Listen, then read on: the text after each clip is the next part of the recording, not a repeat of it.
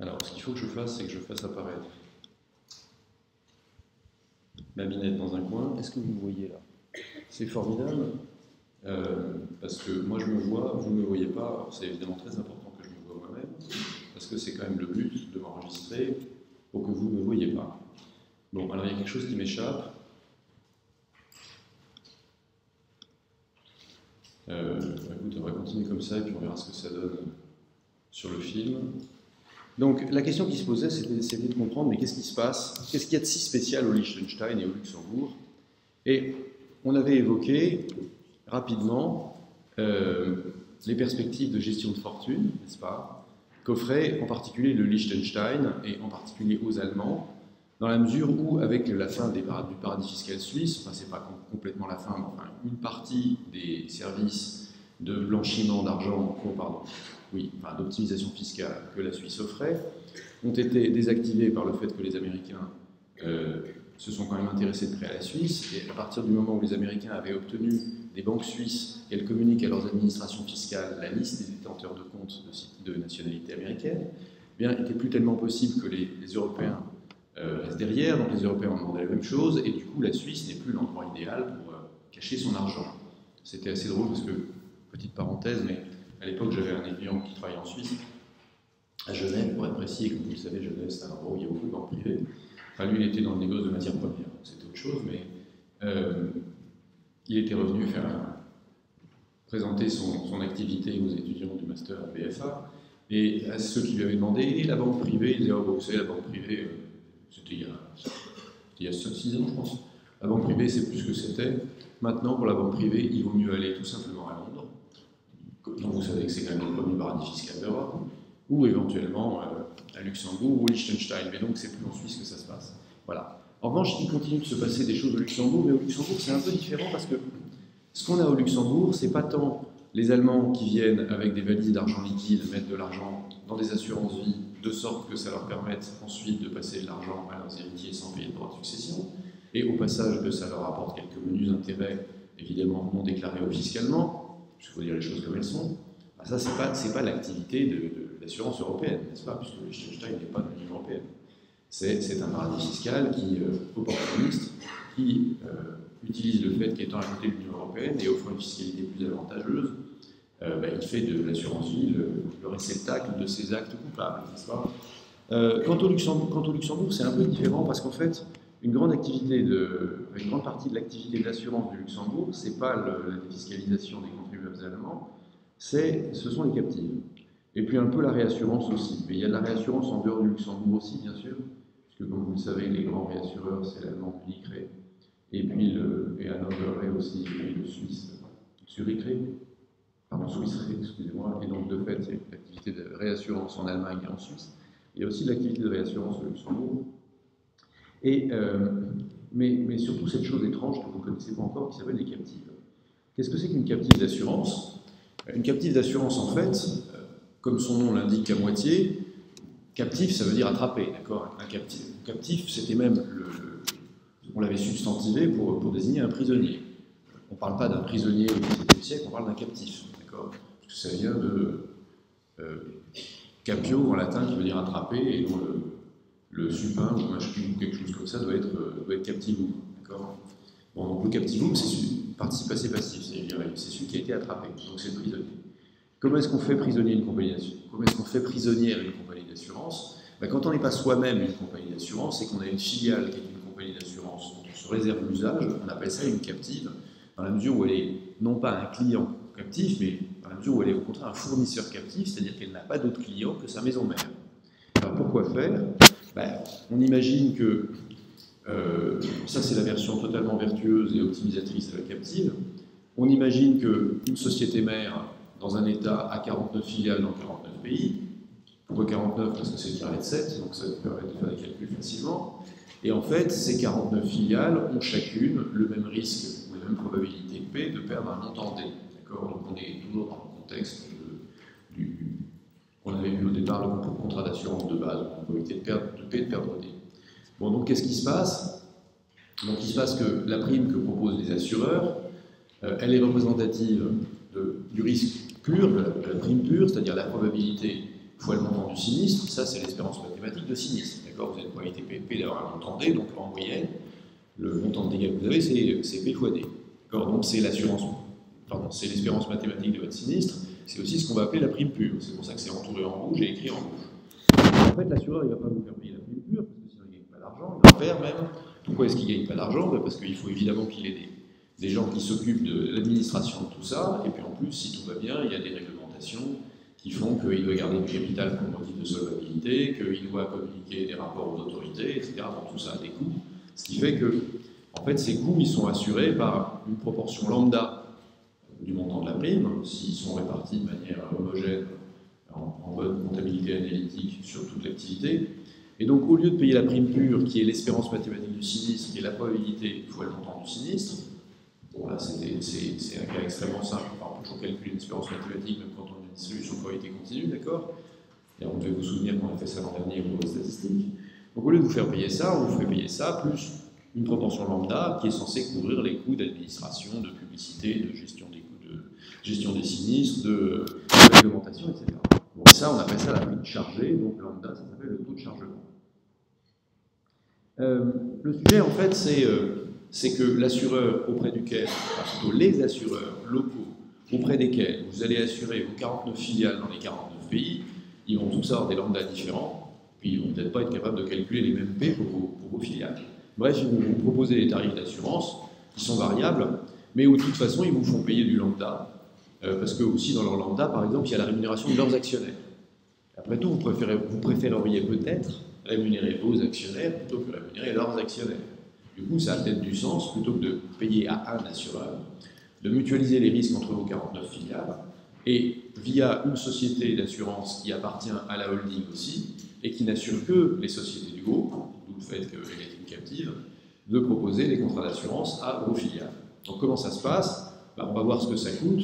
On va considérer par exemple qu'au Luxembourg, on a un taux d'imposition total, tout compris, de 10% du montant de l'activité, et on se pose la question de savoir combien est-ce que les filiales doivent payer pour s'assurer au seuil de confiance de 99%, parce que vous imaginez bien qu'en fait, quand on se contente de calculer l'espérance mathématique, c'est-à-dire la prime pure, quelle est la probabilité de pouvoir indemniser le client en lui faisant payer juste la prime pure? C'est évidemment 50%.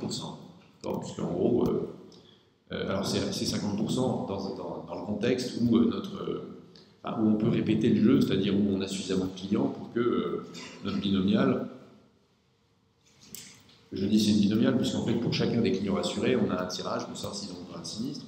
Donc la somme des sinistres, ça se comporte comme une distribution normale, auquel cas, comme vous le savez, il y a 50% de chances qu'une variable aléatoire normale soit supérieure à son espérance et 50% qui soit inférieure à son espérance. Si vous ne vous souvenez pas, vous faites une transformation, ça vous laisse entrer, vous la réalisez, et vous vous rendez compte que la valeur de la fonction de répartition de la normale centrée réduite en 0, ça vaut 0,5, d'accord?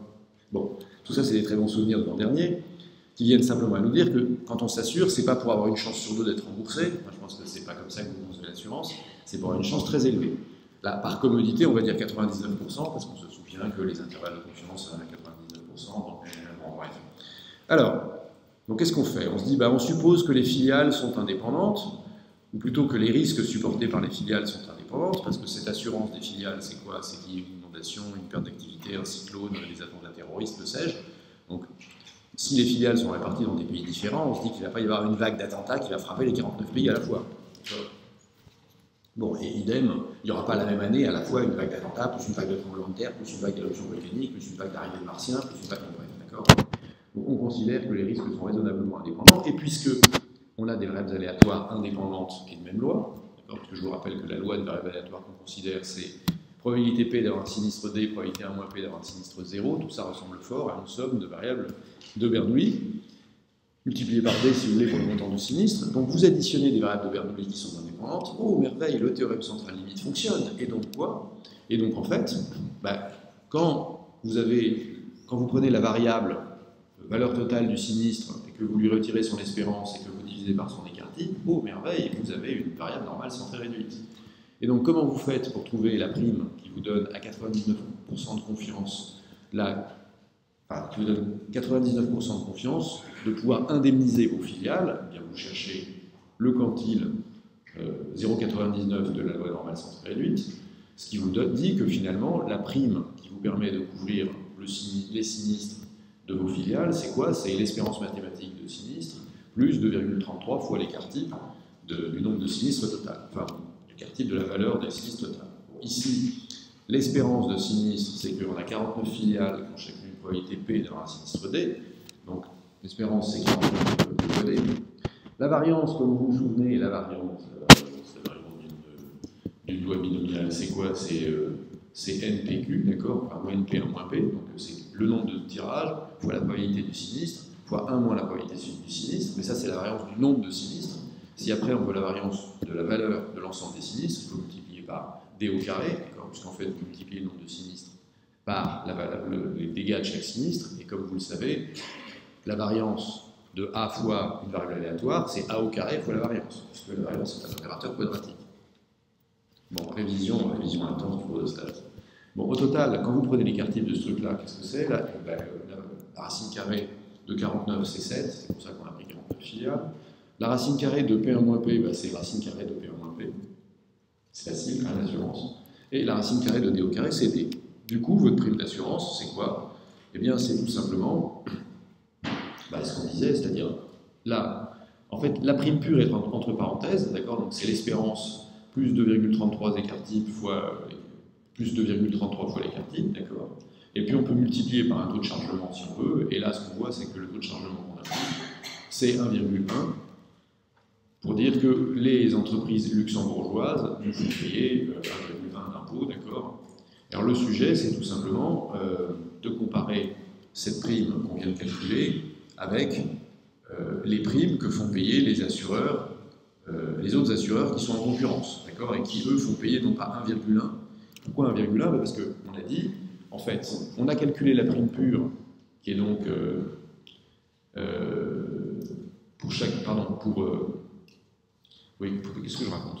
Alors, on a payé la prime pure, qui pour chacune des compagnies est en fait l'espérance de sinistre plus 2,33 fois l'écart type, d'accord?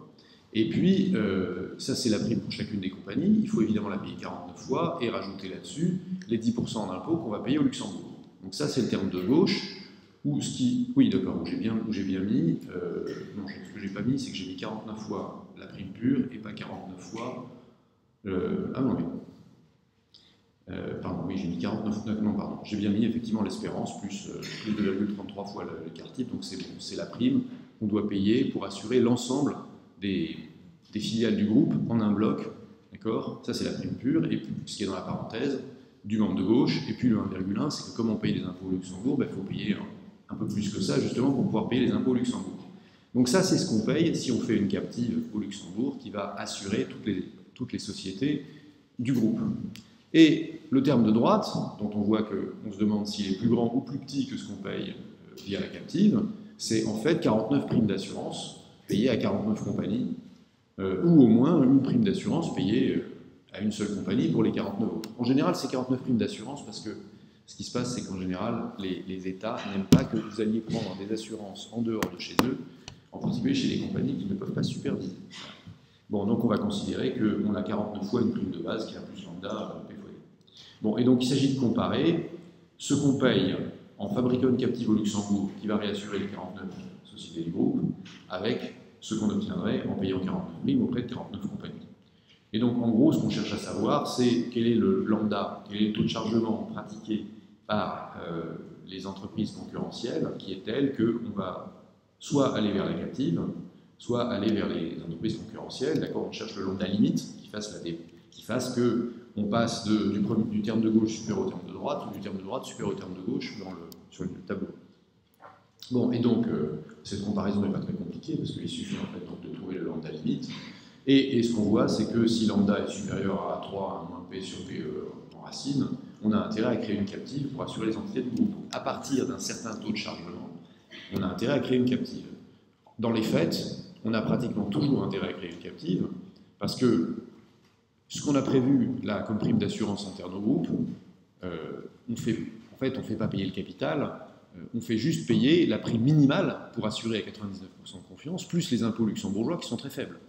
Alors que les compagnies d'assurance qui sont en concurrence elles vont probablement prendre des marges de sécurité plus grandes, elles vont certainement devoir rémunérer du personnel, elles vont certainement devoir rémunérer leurs actionnaires, elles vont certainement avoir des coûts de réglementation, etc. Ce qui fait qu'il n'y a pratiquement aucune chance que cette condition ne soit pas remplie. Et pourtant, direz-vous, on ne fait pas toujours des captives. Oui, mais ce qui se passe, comme je l'ai indiqué, c'est qu'en fait, il y a beaucoup d'États qui exigent que vous vous assuriez votre responsabilité civile dans le cas d'une activité professionnelle qui peut comporter des risques, que vous l'assuriez auprès d'un assureur du pays.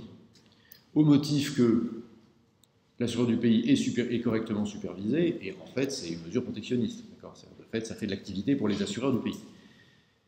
Du coup, cette condition-là, elle est sous réserve que vous puissiez effectivement utiliser votre captive pour assurer les entités du pays. Enfin, des différents pays dans lesquels vous avez une activité. Mais même si ce n'est pas le cas dans certains pays, ça peut rester le cas pour les autres, et en particulier dans l'Union européenne, toutes les entités européennes, vous pouvez très bien les assurer via votre captive. Bon, l'Union européenne, ça fait encore 28 pays, jusqu'à on verra quand.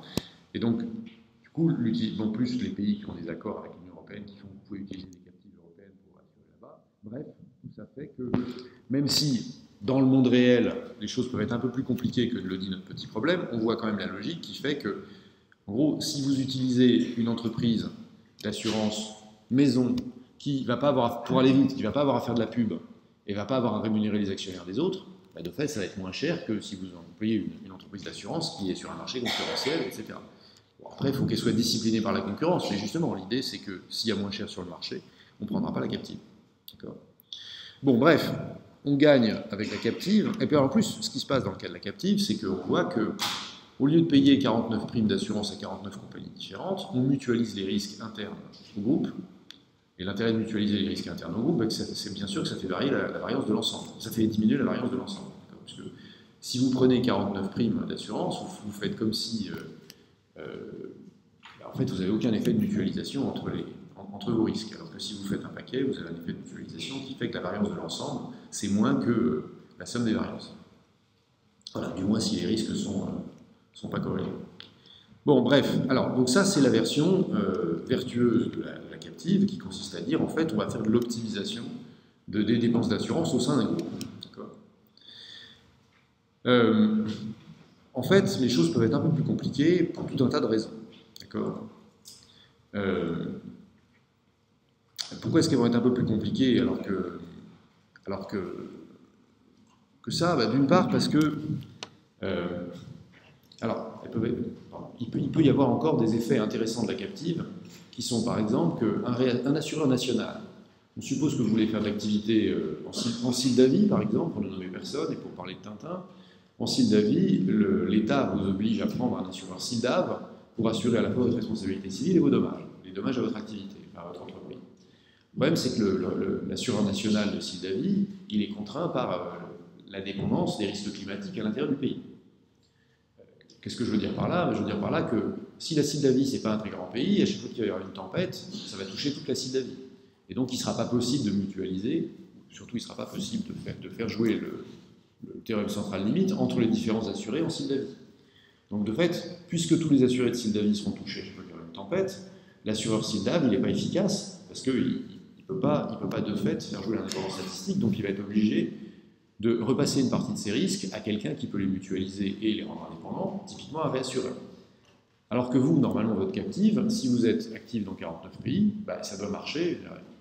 Il ne doit pas y avoir, effectivement, comme on l'a expliqué au départ, une dépendance entre les 49 pays. Il peut y en avoir parce que s'il y a une tempête en Estonie, il y aura peut-être la même tempête en Lettonie, voire même en Lituanie. Mais en revanche, s'il y a une tempête en Estonie, ça ne veut pas forcément dire qu'il y aura une tempête en Grèce. C'est vraiment une très grosse tempête. Bref, en gros, dans une captive, vous pouvez faire à la fois le côté assurance, qui est le côté mutualisation, et le côté réassurance, qui est le côté diversification internationale. Et donc, de fait, la captive, ça permet de rendre des services, pas forcément évidents à cause des problèmes fiscaux, enfin des problèmes réglementaires qu'on a vus, mais qui peuvent exister. En fait, il y a une autre manière d'envisager la captive, qui est un peu différente, ou plutôt... Enfin, c'est pas que c'est différent, mais analytiquement c'est différent, c'est-à-dire on va distinguer ces deux méthodes. Mais évidemment, dans le fonctionnement d'une vraie captive, ça peut être mélangé.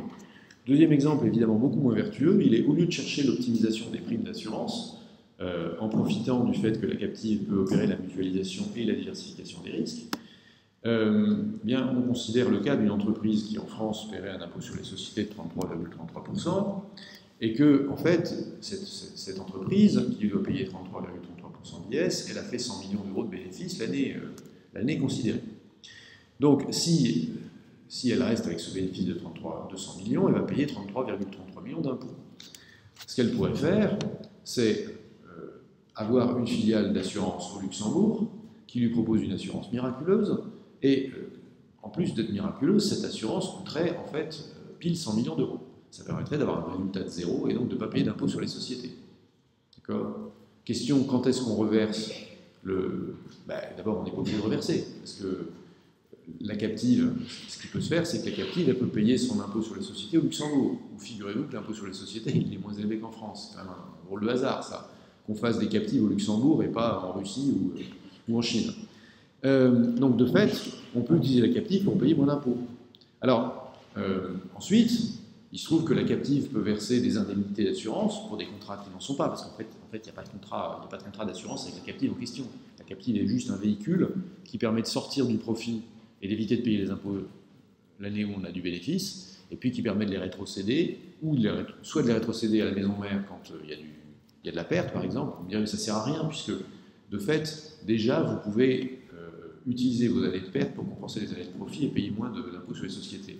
Mais on peut imaginer aussi que, puisqu'on fait des profits au Luxembourg, dans la captive, on puisse verser le dividende de la captive sur des comptes aux îles Caïmans à des actionnaires qui, évidemment, là-bas, ne seront pas tellement imposés et pourront faire disparaître le profit illégitime de leur activité. Voilà. Bon, bref, donc les captives, ça sert aussi à des choses pas très nettes. Alors, évidemment, on va me reprocher ici de faire une mauvaise publicité à l'assurance, mais j'ai rien inventé, parce que figurez-vous que le fait d'utiliser l'assurance comme un dispositif d'optimisation fiscale, c'est pas moi du tout qui l'ai inventé, d'abord, c'est quand même là depuis un moment, mais en plus, c'est le délégué général de la Fédération française des assurances qui a écrit un roman sur le sujet qui s'appelle Schiste Noir. Qu'est-ce que c'est que ce roman Schiste Noir ? Alors, Schneeweiss, c'est donc le délégué général de la Fédération française des sociétés d'assurance, donc c'est quelqu'un qui connaît bien l'assurance, qui connaît d'autant mieux la réassurance qu'il a travaillé avant chez SCOR, qui est le principal réassureur français, enfin le principal réassureur privé français, parce qu'on a aussi un gros réassureur public qui est la Caisse centrale de réassurance.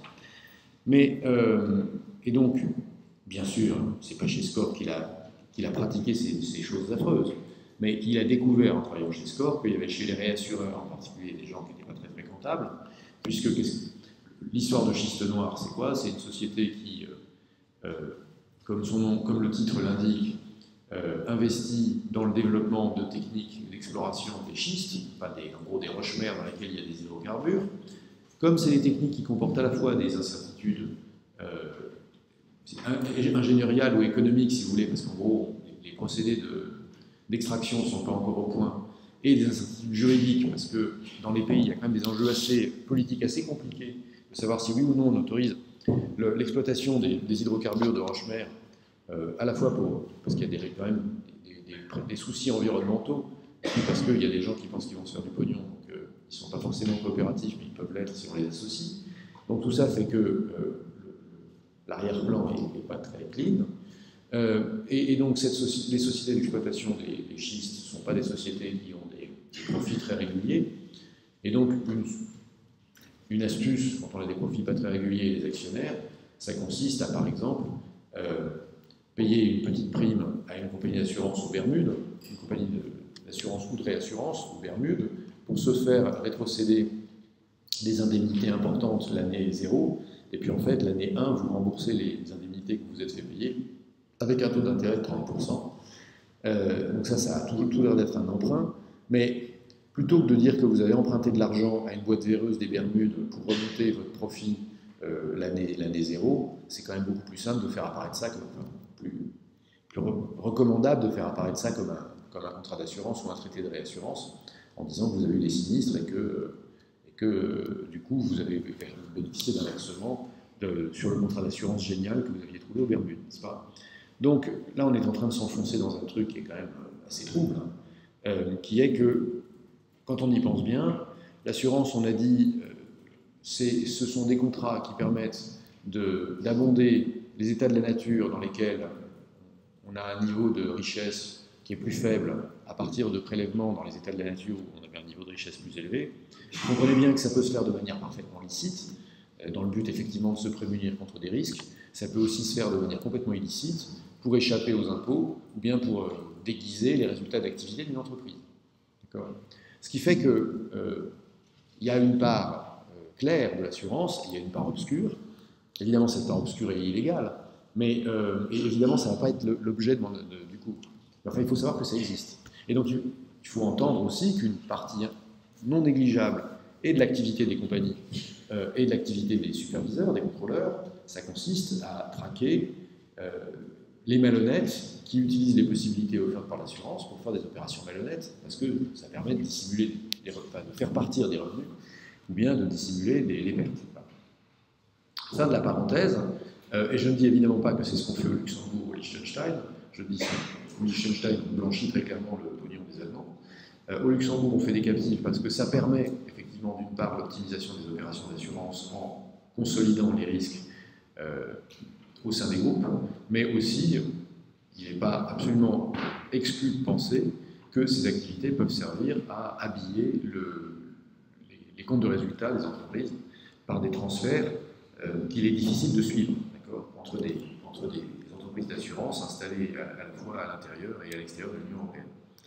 D'autant que, comme vous le savez, comme on l'a vu, le premier marché d'assurance en Europe, c'est la Grande-Bretagne. Et la Grande-Bretagne, comme vous le savez, elle est adossée à des choses merveilleuses comme Jersey et Gibraltar, où on peut faire des opérations financières très intéressantes. Bon, fin de la parenthèse, tournons la page, et maintenant voyons ce qu'il en est, effectivement, des chiffres du secteur. Alors les chiffres du secteur, c'est des montants de primes, il faudrait peut-être que j'actualise. L'idée c'était qu'en 2015, on était à 733 milliards d'euros de primes dans l'Union européenne pour l'assurance. D'accord, c'est concrètement, les assurés cotisent à hauteur de 733 milliards d'euros en 2015 pour assurer leur retraite dans la suite. Et ce que vous voyez à gauche, vous voyez un bonhomme et puis 8 bons hommes. Donc, en fait, 77% des contrats d'assurance vie sont des contrats individuels, c'est les gens qui souscrivent directement pour leur assurance vie, pour leur retraite. 23% des contrats sont des contrats de groupe, c'est-à-dire que ce sont des contrats qui sont souscrits en général par leurs entreprises pour le compte de l'ensemble des salariés. Donc, plus de 700 milliards de cotisations, 640 milliards de versements. Alors, on pourrait se dire, c'est quand même une bonne opération l'assurance vie, parce qu'en gros, vous prenez 733 milliards de cotisations, vous ramassez 640 milliards de versements. Entre les deux, vous gardez 93 milliards dans votre poche. Évidemment, ce n'est pas du bénéfice, parce que c'est quoi la différence entre 733 et 640 ?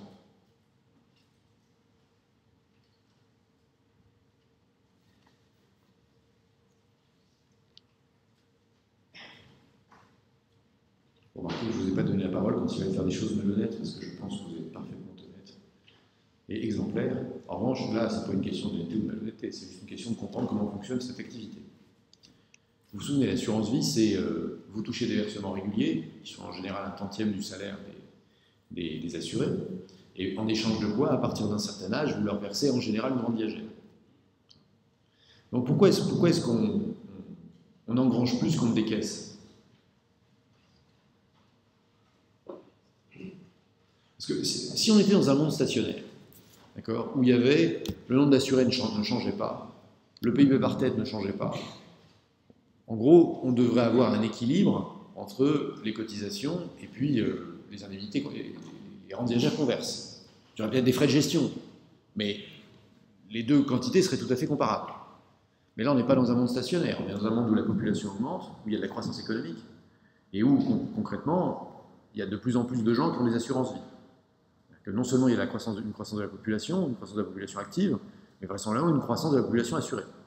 Ce qui veut dire que concrètement, ceux qui touchent aujourd'hui des retraites, enfin des pensions du système d'assurance vie européen, c'est des gens qui ont cotisé l'année dernière, pour certains, mais il y a aussi 40 ans ou 50 ans. Alors justement, il y a 40 ans ou 50 ans, ils ont cotisé à une époque où la population était moindre, le taux de croissance était moindre, etc. Donc les retraites qu'on paye aujourd'hui, c'est sur la base de prélèvements qui ont été plus faibles. Donc il n'y a pas, quand vous voyez ça, il ne faut pas vous dire que c'est 93 milliards d'euros qui restent dans la poche des assureurs vie tous les ans.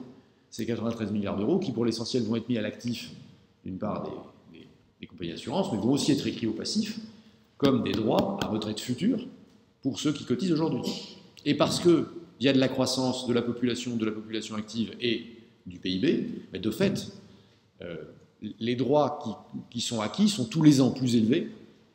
Et donc, comme tous les ans, on perçoit plus de cotisations, c'est normal qu'on perçoive plus que ce qu'on paye. C'est pas juste qu'on fait payer aux gens moins que ce qu'ils ont. C'est pas juste qu'on fait payer aux gens plus que ce qu'ils toucheront à la fin.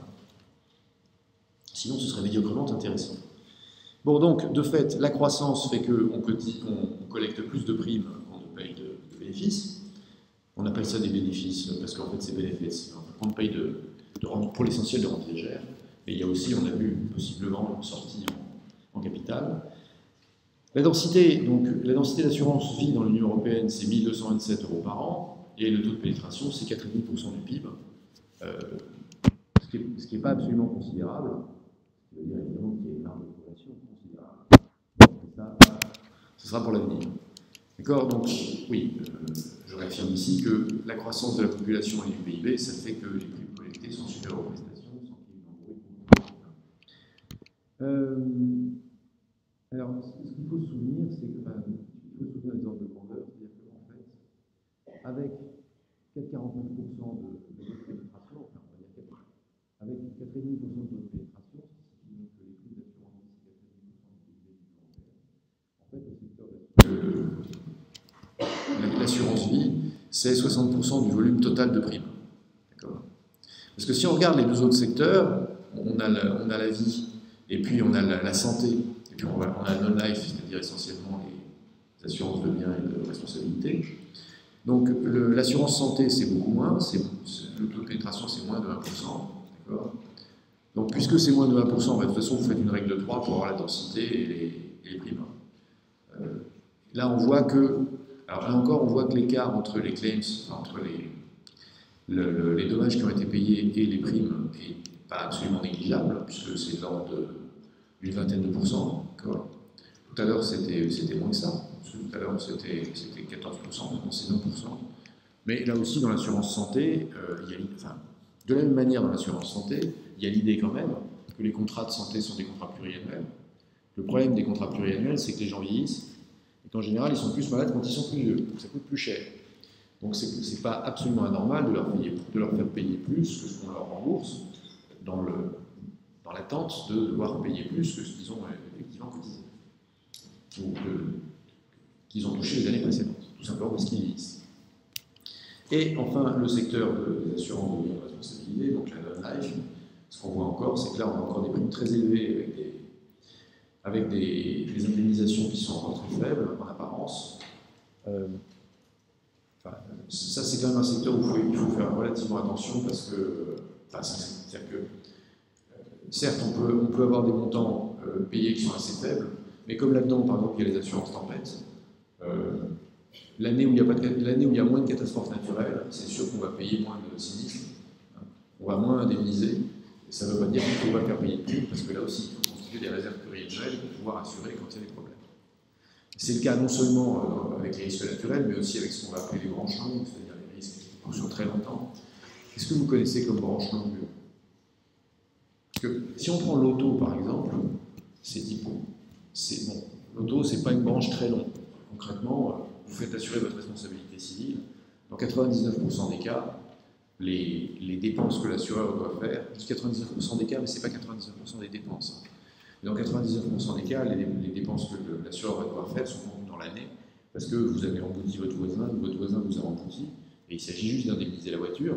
Ça, l'expert passe et puis on fait les travaux. C'est pas un truc c'est pas un processus qui prend des années.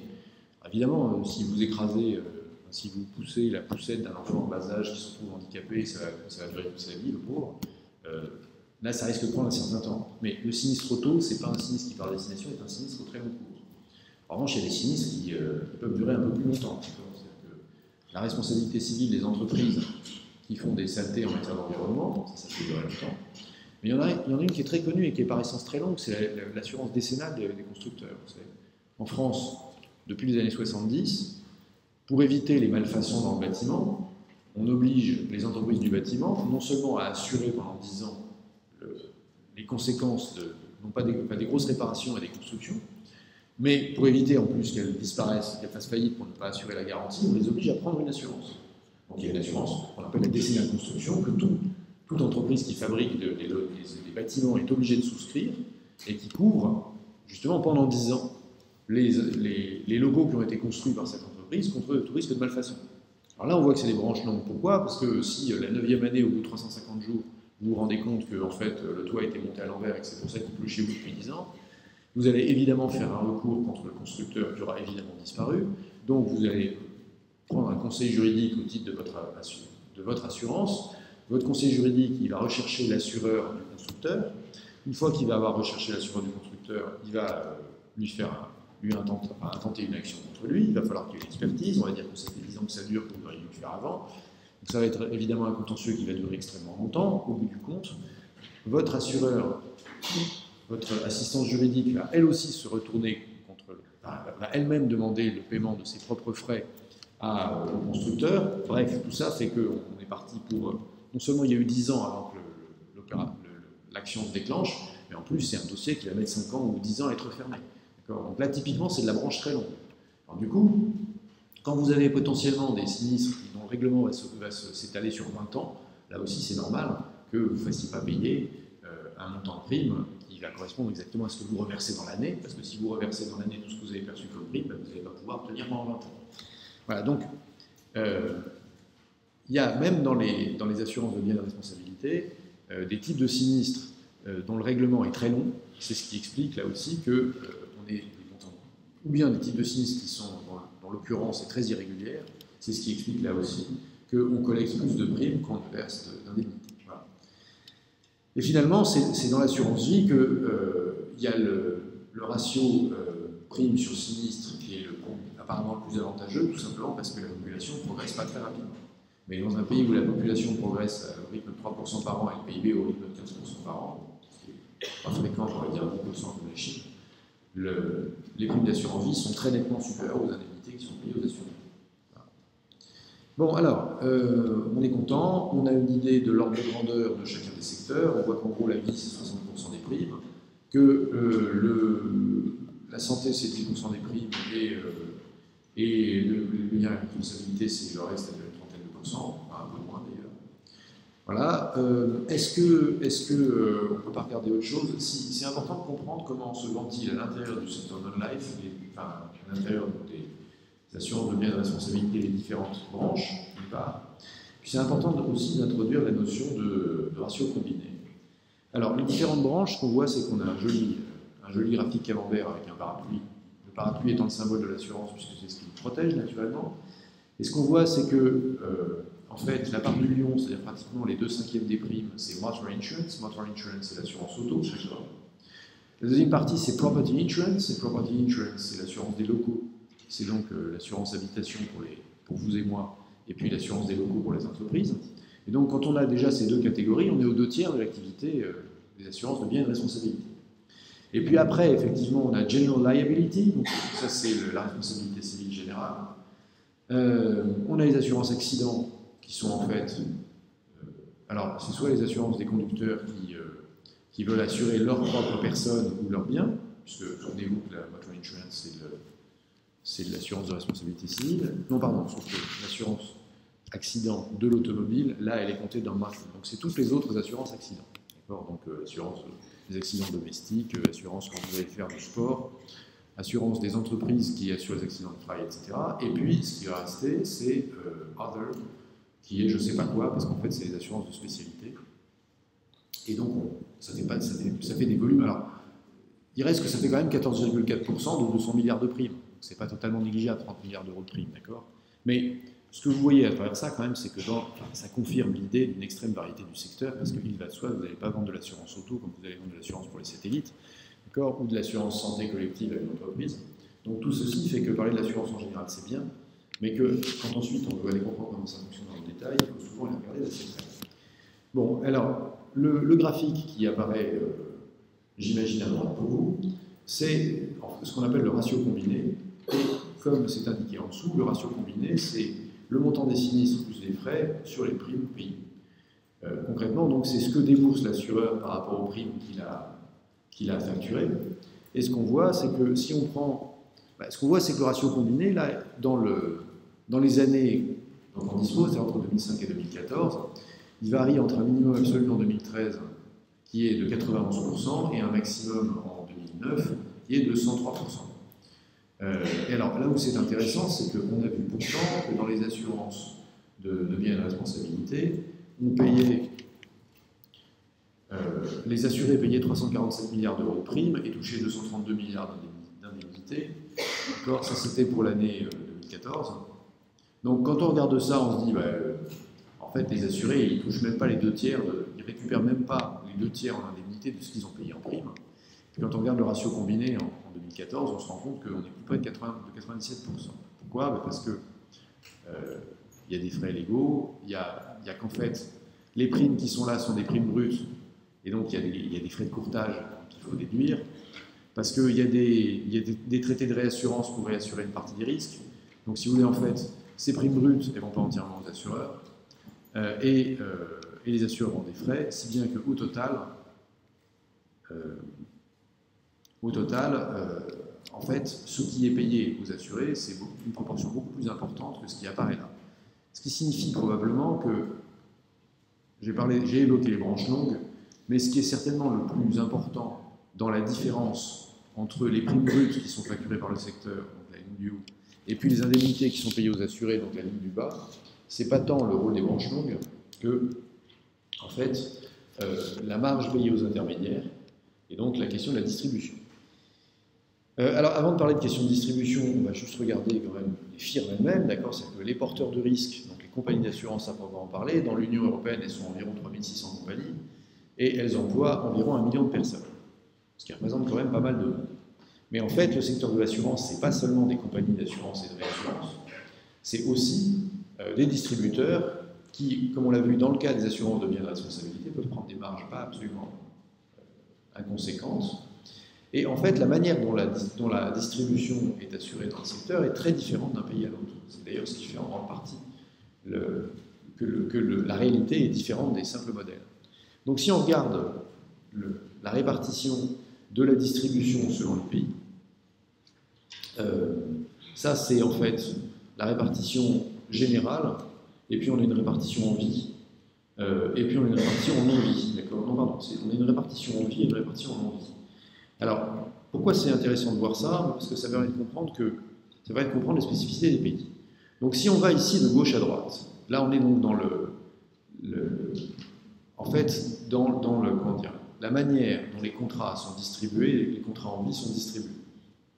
Qu'est-ce que ça veut dire? Vous voyez le pays le plus à gauche, c'est Malte, et Malte, pour l'essentiel, les contrats d'assurance vie, quand je dis pour l'essentiel, c'est en gros 83% du total, c'est vendu dans le réseau de banque assurance. C'est-à-dire concrètement, 83% des sommes qui sont dévolues à l'assurance vie à Malte le sont via le réseau de banque assurance, ce qui est d'ailleurs pas très différent de la France, puisque en France, ce qui n'est pas très différent, en France c'est de l'ordre de 65%, et on est à peu près du même côté en termes d'organisation.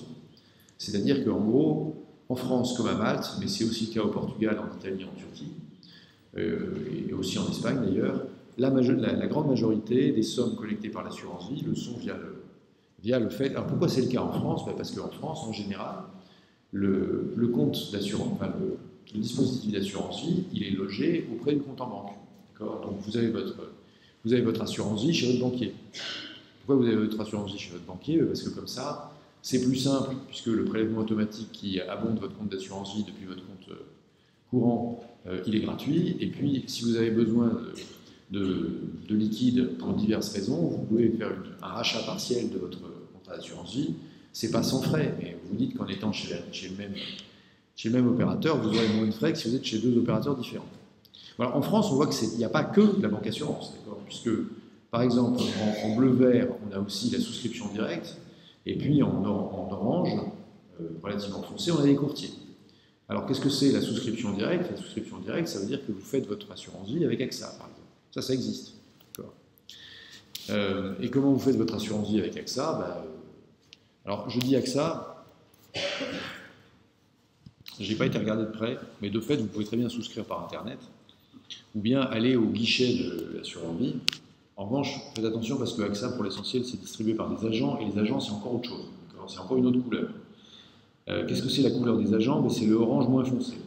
Et les agents, on voit qu'ils ont une part déterminante, par exemple en Allemagne, où la banque assurance a une place faible, mais surtout, il me semble que ici c'est la Slovénie. On va dire que c'est la Slovénie, d'accord. Je suis naturellement un grand spécialiste du marché slovène de l'assurance, qui est quand même un des marchés les plus importants de l'Union européenne. Bon, mais ceci, alors si on regarde maintenant par exemple, on va chercher simplement à la couleur. Donc ce dont on a l'impression, c'est que les pays les plus à gauche, c'est distribution d'assurance vie par la banque assurance. On a des pays centraux là, où c'est distribution par les agents.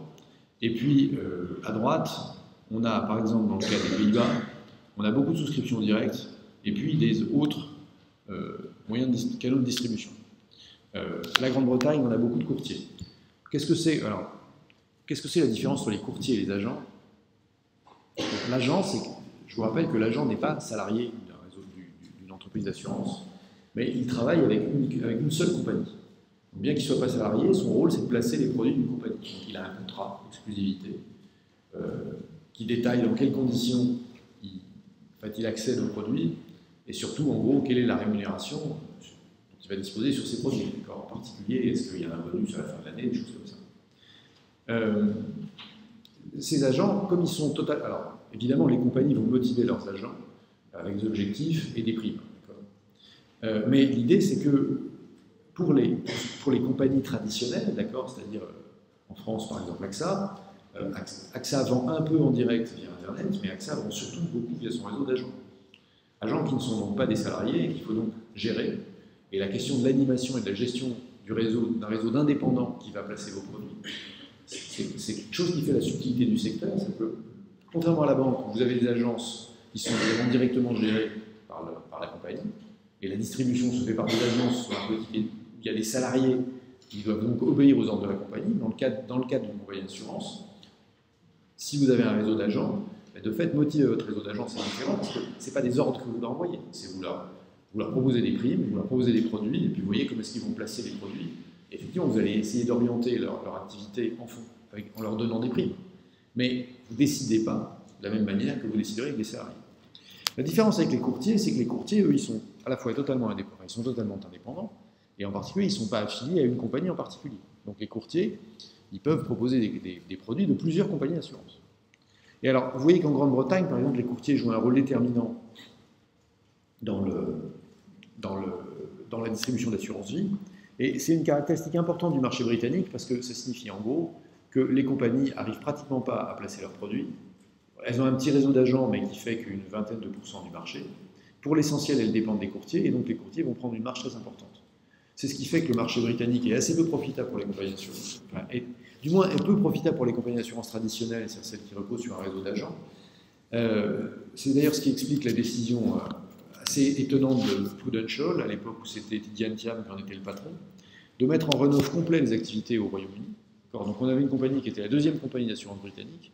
Elle a décidé, à la fin des années 2000, de ne plus vendre de nouveaux contrats au Royaume-Uni et de se redéployer complètement en Asie, et en particulier Moyen-Orient, Golfe et Asie-Pacifique. Parce qu'il n'y avait pas de potentiel de croissance en Grande-Bretagne, parce que le courtage était très coûteux, parce qu'il y avait des contentieux avec le régulateur et avec les tribunaux. Et donc, une activité où il n'y a pas de croissance, il y a des coûts et il y a des risques, c'était mieux d'aller dans un contexte où il y allait avoir des risques d'incertitude, certainement, mais une croissance potentielle très élevée, et pas de marge d'intermédiation, parce que en arrivant, Prudential allait pouvoir mieux choisir ses courtiers et structurer le marché. Donc vous voyez que, commencer à parler de distribution, chez nous, il est évident, on a vraiment l'impression que l'assurance vie en France, c'est des comptes d'assurance vie dans les banques, et donc que ça se passe au guichet des banques. C'est une impression qui est confirmée quand on regarde les chiffres, et c'est aussi le cas dans certains pays latins. C'est pas du tout le cas ni en Allemagne où on passe par des agents de compagnies d'assurance, ni en Grande-Bretagne où on va passer par des courtiers. Et donc de fait, c'est pas le même accès aux clients. Alors, on peut raisonner simplement sur l'aspect, et d'ailleurs on va le faire, on peut raisonner simplement sur l'aspect design optimal des contrats. Enfin, il ne faut pas oublier que dans la vraie vie, l'assurance, c'est quand même essentiellement vendre à des clients, et vendre à des clients, ça suppose de faire quelque chose avec un secteur dont les réseaux de distribution sont constitués, et on peut les bousculer, on peut leur donner des incitations, mais on est obligé de faire avec.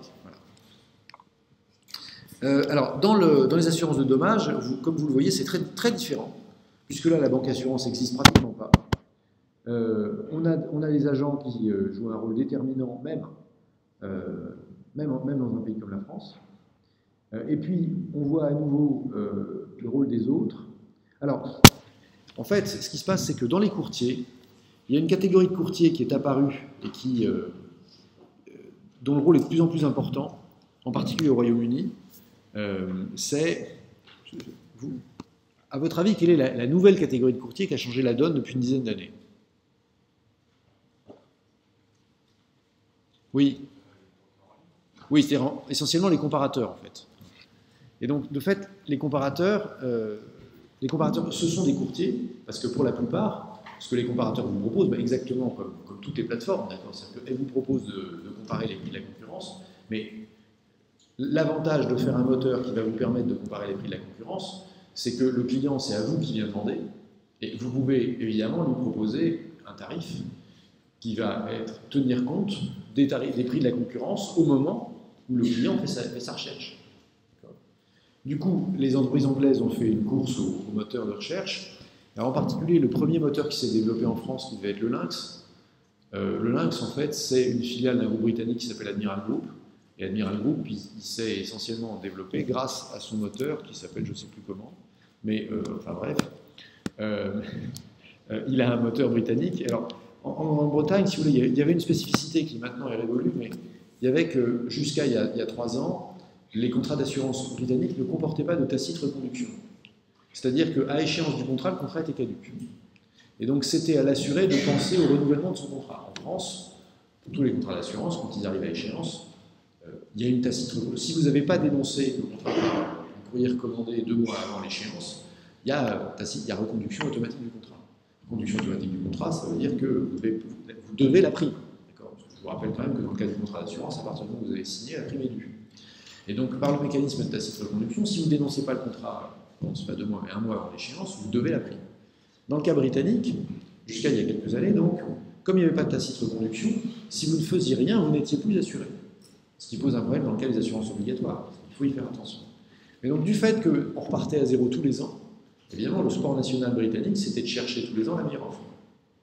Bon, et puis il y a eu un rapport d'une association de consommateurs l'an dernier qui montrait quand même que il n'y a pas vraiment de prime à la fidélité. Puisque, en moyenne, ceux qui restent dans la même compagnie d'assurance subissent des hausses de prix de 10% par an plus élevées que ceux qui changent de compagnie d'assurance à l'échange du contrat. Donc même si aujourd'hui la tacite reconduction est devenue possible, même si l'avantage de la tacite reconduction c'est qu'on n'a pas à y penser, dans le cas de la Grande-Bretagne, la tacite reconduction coûte cher. Je précise quand même, parce que ça mérite d'être dit, que ce n'est pas le cas en France, c'est-à-dire qu'il n'y a pas encore d'association de consommateurs qui a démontré que les clients qui étaient fidèles à leur assureur payaient plus cher que les autres. Il semblerait d'ailleurs que dans la mesure où, en France, il y a plus d'agents que de courtiers, comme vous le voyez sur le graphique là-haut, en particulier pour les assurances de dommages, il y a plus d'agents que de courtiers. Les agents ont un intérêt, à mon sens, considérable, c'est qu'ils peuvent envisager une relation de long terme avec leurs assurés. Ça peut paraître un argument marketing, c'est pas seulement un argument marketing, parce que de toute façon, le courtier, son principal argument, c'est je vous propose de l'assurance moins chère. L'agent, le principal argument, c'est je vais vous arranger le coup. Et de fait, alors, vous êtes un jeune urbain, tout ce que vous avez assuré, c'est votre vélo, votre téléphone et vos risques locatifs. C'est pas ça forcément qui va intéresser un agent. Mais vous êtes en milieu rural avec 2 bagnoles, une maison, 4 enfants, un chien, un poisson rouge, un hélicoptère. C'est pas seulement l'empilement des risques qui fait que vous intéressez votre agent, mais c'est aussi qu'il sait très bien que de toute façon vous êtes là pour longtemps, que vous n'allez pas bouger, et que le jour où vous allez avoir un pépin, c'est là que ça va se jouer. Il vous traite bien, il s'occupe de vous pour que vous attendiez pas longtemps l'indemnisation. Il va vous garder comme client. Vous vous occupez pas bien de lui, il s'en va. Enfin, pardon, il s'occupe pas bien de vous, vous partez. Et donc, il a perdu un client. Le courtier, il sait que tous les ans, il faut recommencer le truc de présenter le contrat le moins cher. C'est pas la même méthode, c'est pas la même façon de s'intéresser à la clientèle. De fait, l'agent, il peut investir dans son client.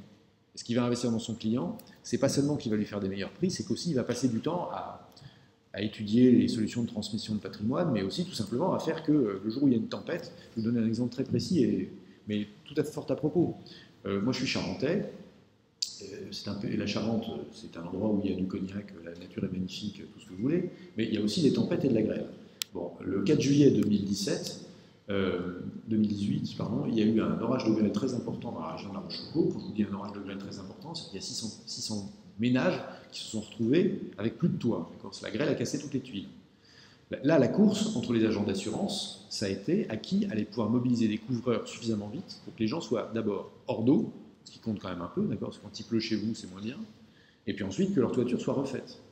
Alors évidemment, les couvreurs, il n'y a pas des capacités de production illimitées, parce que les couvreurs, il y a un certain nombre de couvreurs qui marchent dans la région, et le jour où il y a 600 toitures pétées en 1 heure de temps, les couvreurs, ils ne peuvent pas être sur les 600 toitures à la fois. Donc le boulot des agents, ça a été d'aller chercher des couvreurs dans les départements limitrophes et de les convaincre de venir.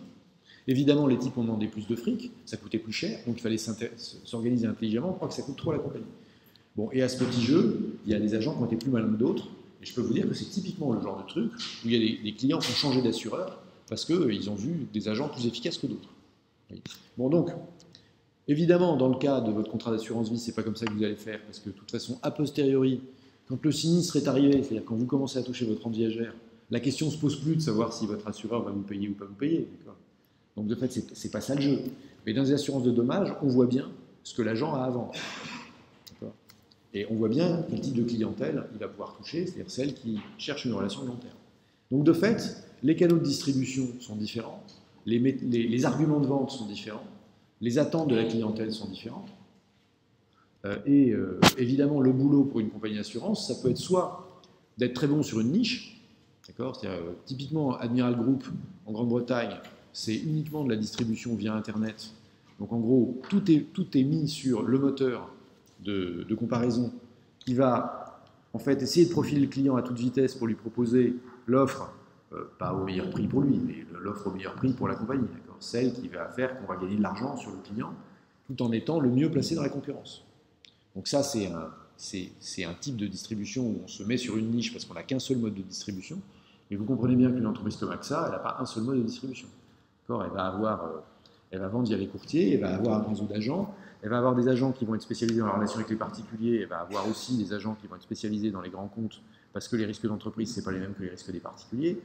Elle va avoir une offre directe, enfin bon, en gros, plus vous voulez être gros, plus il va falloir être capable de diversifier les canaux, sachant qu'en plus, comme on le voit dans les différents pays européens, ce n'est pas les mêmes canaux. Et comme on l'a vu aussi dans le cadre de la non-tacite reconduction en Grande-Bretagne, ce n'est pas non plus les mêmes contrats, et ce n'est pas non plus les mêmes habitudes de la clientèle. Donc développer, quand on parlait de variété, on voit quand on commence à descendre dans le détail qu'il y a effectivement une extrême variété.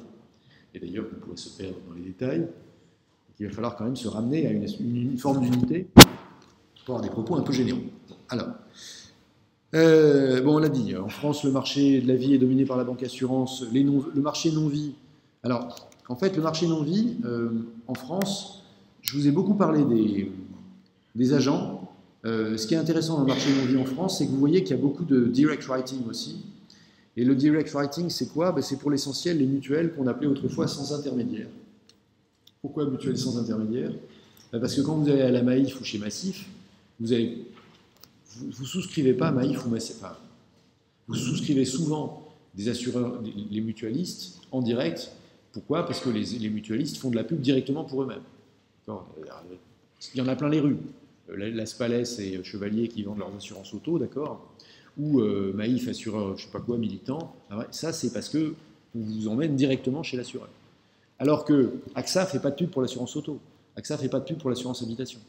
D'accord, mais parce que c'est quand vous allez voir un agent, parce que vous en avez eu marre, parce que vous avez eu le coup où votre toit n'a pas été réparé, vous allez vous dire « Ah oui, mais j'ai bien vu que machin s'était démené et que ces assurés, eux, ils avaient eu leur toit qui était réparé. » Et là, vous allez voir un agent.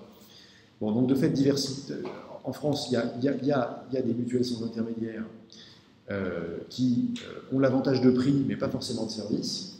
Je crois que dans le cas de la Maïf, il y a un service qui est bon, puisque vous savez que la Maïf est la compagnie d'assurance au monde qui perd le moins d'assurés. Oui, ça c'est un truc amusant.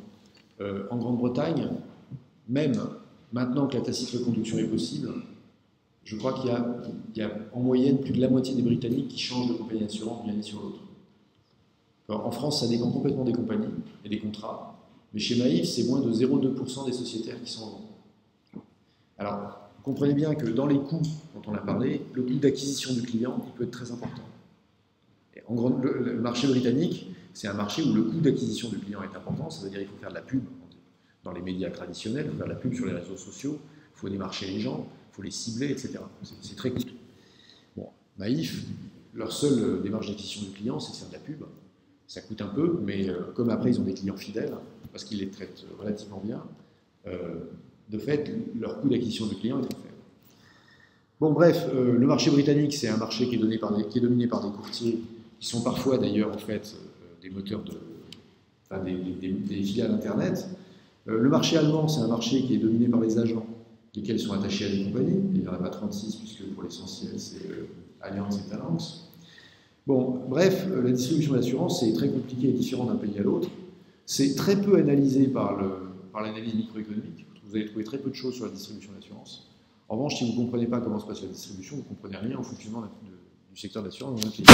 Donc là, je vous ai simplement donné quelques exemples pour vous faire comprendre qu'on ne vend pas la même chose, on vend pas les mêmes produits de la même manière via les différents réseaux, parce qu'il y a plusieurs types de clientèle et pour toucher toutes les clientèles différentes, il faut utiliser des canaux différents qui ont des choses différentes à vendre.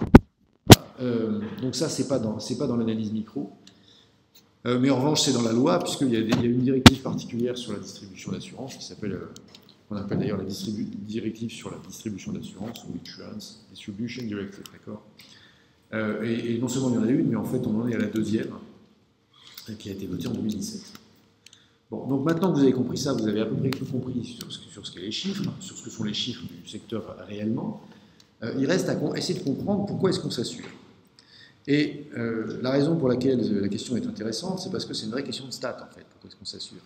Pourquoi c'est une vraie question de statistique? Parce que finalement, on est confronté à un choix entre variables aléatoires, et un choix entre variables aléatoires, c'est ce qu'on fait toujours, c'est ce qu'on fait quand on fait des tests statistiques, d'accord? On se demande, est-ce que ce que je vois, c'est la manifestation de telle variable aléatoire ou de telle autre variable aléatoire?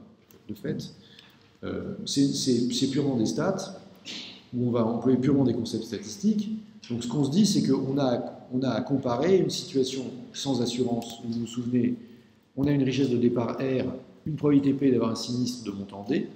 Du coup, notre utilité, c'est la probabilité du sinistre fois l'utilité qu'on retire de la richesse moins le montant du sinistre, plus la probabilité qu'il n'y ait pas de sinistre fois le niveau d'utilité qu'on retire de la richesse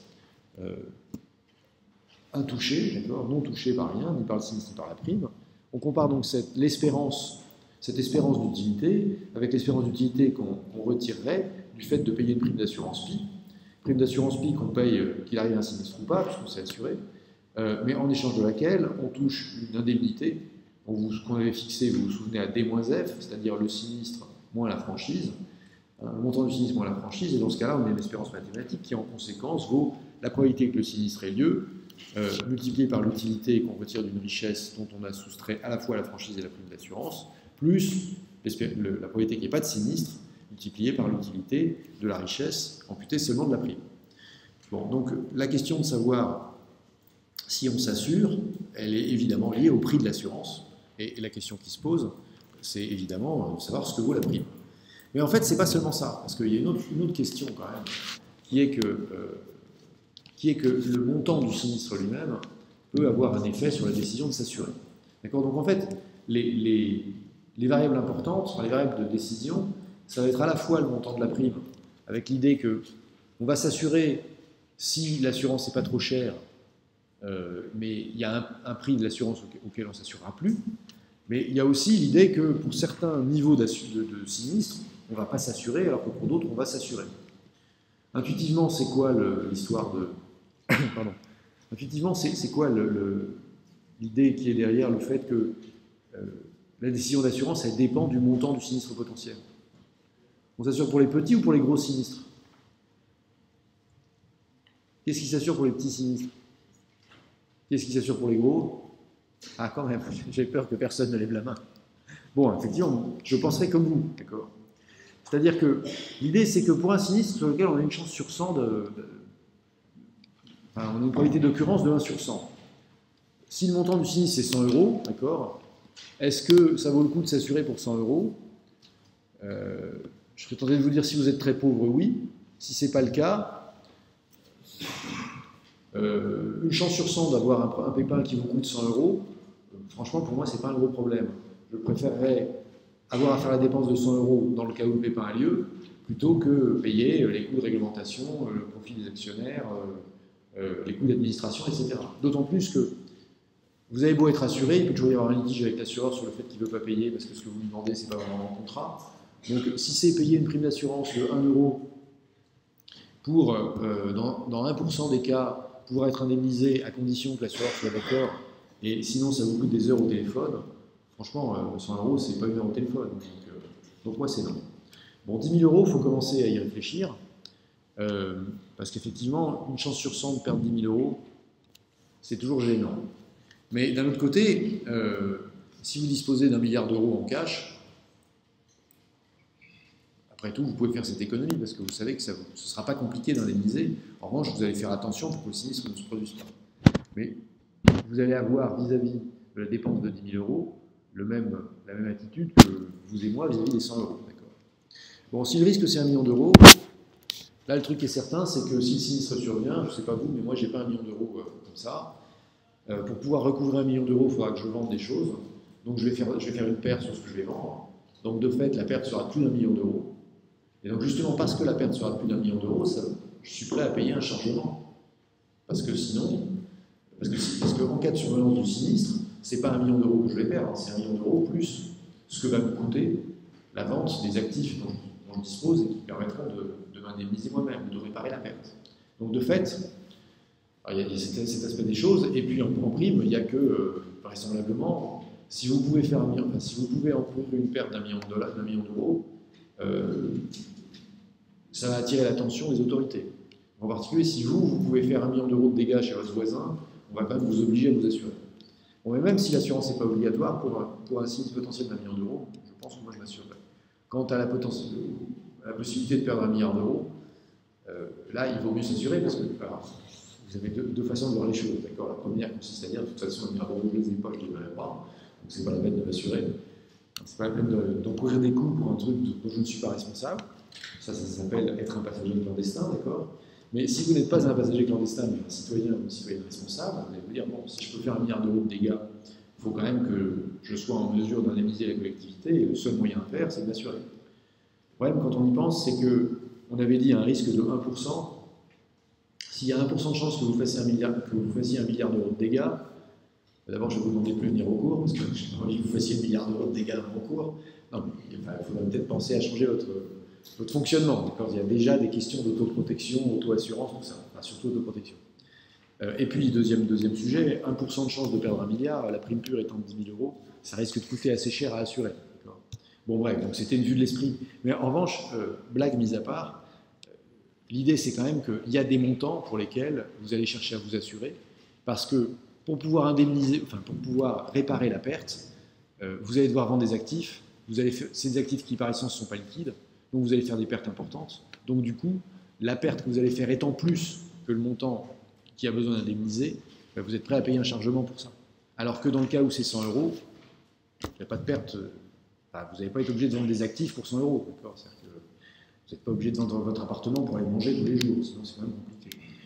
Bon, alors donc, manifestement, une des raisons pour s'assurer, c'est que face aux grandes pertes, comme il y a en fait, l'assuré perd plus à une grande perte que l'assureur. Pourquoi? Parce que l'assureur, il a des réserves liquides, donc lui, il ne perd pas quand il vend, quand il réalise des actifs pour pouvoir indemniser, alors que l'assuré, lui, il n'a pas de réserve liquide. Si on voulait détenir toute notre fortune en réserve liquide, on ne pourrait plus avoir ni Godard, ni Château, ni Ferrari, enfin bon, rien de ce qui fait les agréments de la vie, naturellement. J'entends simplement, on ne peut pas avoir tout notre argent en cash parce que si on a de la fortune, c'est bien pour l'investir dans autre chose que le liquide. Sinon, vous pouvez avoir une cassette enterrée au fond du jardin comme Harpagon et tous les jours aller contempler vos écus, d'accord? Mais ce n'est pas exactement l'idée qu'on se fait de la richesse. D'ailleurs, c'est pour ça que chez Molière, ça devient un objet comique. c'est parce que Harpagon, il est très riche, vous vous souvenez, mais il a des vêtements qui sont tout déchirés, il mange rien du tout, il affame tout son monde, ses chevaux sont tellement maigres qu'ils ne peuvent même pas tirer sa calèche. Bref, ça ne sert à rien d'être riche si vous ne profitez pas de votre richesse. C'est juste de l'avarice crapuleuse. De fait, en général, même les riches ont leur richesse investie dans des choses dont soit ils jouissent, soit qui leur rapportent de l'argent. S'ils font l'expérience d'un sinistre, il faut qu'ils vendent une partie de ces choses. Et quand vous avez un gros dégât, vendre votre chalet à Zermatt ou je ne sais pas quoi, ou votre Mercedes 190 SL ou votre usine de fruits confits au Burkina Faso, c'est pas exactement le truc qui va se faire en 2 minutes facilement. Voilà. Bon, donc, première raison pour laquelle on doit s'assurer, c'est qu'il y a des montants qui sont tels qu'on n'a pas la trésorerie, et ça va avoir des coûts importants. Ou d'ailleurs, il y a des montants qui peuvent même excéder notre fortune, et donc on se retrouverait en situation de banqueroute, et donc on se trouverait à devoir passer notre vie à payer, n'est-ce pas, comme ce trader français qui a été condamné par la justice à rembourser la Société Générale à hauteur de 5 milliards d'euros. Ça lui permet... Alors lui, évidemment, je parle de Kerviel, évidemment. Kerviel, maintenant, il est totalement contre le capitalisme, ça ne l'intéresse plus, puisque de toute façon, tout ce qu'il gagne, c'est plus pour lui. Donc il n'a plus d'intérêt à gagner. Maintenant, il joue collectif. Tant qu'il gagnait, c'était pour lui. Puis quand il se met à perdre, il accepte de mutualiser ses pertes. C'est merveilleux. C'est quand même un gars extrêmement éthique et altruiste. Bon, alors, il y a quand même d'autres raisons qui pourraient être... si maintenant on consent à cette raison, qui est qu'on a une perte potentiellement importante, on va se dire, est-ce que je m'assure, est-ce que je ne m'assure pas? La question, c'est à quel prix je vais devoir m'assurer. Et la réponse, c'est que, de manière évidente, si l'assureur veut me proposer un vrai contrat d'assurance, il ne va pas me faire payer l'espérance mathématique de sinistre. Tout ça pourquoi? Parce que, comme vous le savez, il veut m'offrir non seulement la possibilité d'être indemnisé, mais la quasi-certitude d'être indemnisé. Quand vous allez voir un assureur, ce n'est pas juste pour pouvoir montrer que vous avez une vignette collée sur le pare-brise à l'agent de police, mais c'est aussi parce que vous pensez quand même que s'il y a un pépin, l'assureur va payer. Et donc, de fait, l'assureur, il doit vous garantir qu'il va vous payer à un niveau de confiance. Alors là, j'ai pris 99% parce que c'est un niveau de confiance qu'on a l'habitude de manipuler, mais en Europe, en fait, le niveau de confiance qui a été fixé, c'est 99,5%. Alors en plus, ça ne signifie pas que les primes sont fixées à un niveau qui fait que dans 99,5% des cas, les assureurs peuvent indemniser les clients. Ça signifie que les fonds propres de la compagnie sont fixés à un niveau qui fait que dans 99,5% des années, les assureurs doivent être capables de faire face à leurs engagements d'assurance. Donc de fait, c'est l'ensemble prime plus fonds propres qui fait qu'on est quasiment certain que les assureurs puissent indemniser les assurés. En fait, on dit 99,5, mais par la mesure où il y a quand même des contrôleurs qui font leur boulot, d'une part, et dans la mesure aussi où en général, les compagnies ont beaucoup plus de capital, de fonds propres, que ce qu'exige la réglementation, en fait, la probabilité que les compagnies d'assurance soient à même d'honorer les engagements qu'elles ont pris contractuellement vis-à-vis de leurs assurés est évidemment largement supérieure à 99,5% des cas. La preuve étant qu'en France, il y a beaucoup plus de 200 compagnies d'assurance, et que c'était quand la dernière faillite d'une compagnie d'assurance en France? Il va falloir chercher un moment quand même. Parce qu'en fait, j'en ai pas dans le radar. Bon, il y a des compagnies qui ont eu des difficultés, mais la dernière compagnie qui a dit ah bah, je ne peux pas payer mes assurés, en tout cas, c'était il y a plus de 30 ans. Donc, du coup, on peut dire on a choisi un niveau de confiance de 99,5%, mais quand sur 500 compagnies d'assurance, il y en a 0 qui a fait faillite dans les 30 dernières années, c'est que la probabilité de faillite n'est pas tout à fait de 0. Elle est peut-être d'un peu plus, mais elle n'est pas très élevée. Donc on peut y aller. Bon, alors nous, on va évidemment pas dire qu'on cherche le niveau de prime qui permet à un seuil de confiance de 99,997, on va prendre un seuil conventionnel, on va dire on cherche le niveau de prime qui permet d'assurer avec un niveau de confiance de 99%, c'est-à-dire on veut 99% de chance de pouvoir indemniser les assurés. Donc comment on fait? Ça tombe bien, on a déjà fait le calcul. On fait qu'on se dit qu'il faut, en fait, payer la prime pure plus 2,3%, la prime pure, plus 2,33 fois l'écart type de la prime pure, en quelque sorte. Donc si par exemple, on considère le nombre de sinistres, alors que la probabilité de sinistre CP, excusez-moi, en fait, qu'est-ce qu'on a? On a que parmi une population de N, le nombre de sinistres, ça va être NP en moyenne, d'accord, et que l'espérance, pardon, la variance du nombre de sinistres, ça va être NPQ. Bon, et donc, de fait, si on divise par N, on va se retrouver avec une proportion de sinistres qui va être à 99%, P plus 2,33, P1 moins P racine. Donc, la valeur de ces sinistres à 99% de confiance, c'est ça multiplié par le montant des sinistres. Donc, si par exemple, on dit que le montant du sinistre c'est 1 million d'euros et qu'on a 1% de chance d'avoir un sinistre à 1 million d'euros, eh bien alors, la prime que l'assureur doit vous faire payer pour qu'il y ait 99% de chance de vous indemniser, c'est, il vous fait payer la prime pure, qui est donc 1% de 1 million d'euros, donc 10 000 euros, et puis il vous fait payer 2,33 fois l'écart type de la prime, qui est donc 2,33 fois 1% fois 99% racine, et ça vous fait 23 200 euros en prime. Donc de fait, si vous payez 33 200 euros, ben, vous êtes à peu près sûr de ne pas avoir à vous occuper du sinistre. En revanche, si vous voulez ne pas avoir affaire à un assureur, vous pouvez développer une stratégie d'autonomie qui consiste à dire, ben, puisque ça m'aurait coûté 99 euros, pardon, puisque ça m'aurait coûté 33 200 euros de m'assurer, ce que je vais faire, c'est que je vais économiser tous les ans 33 200 euros pour le jour où j'aurai un sinistre.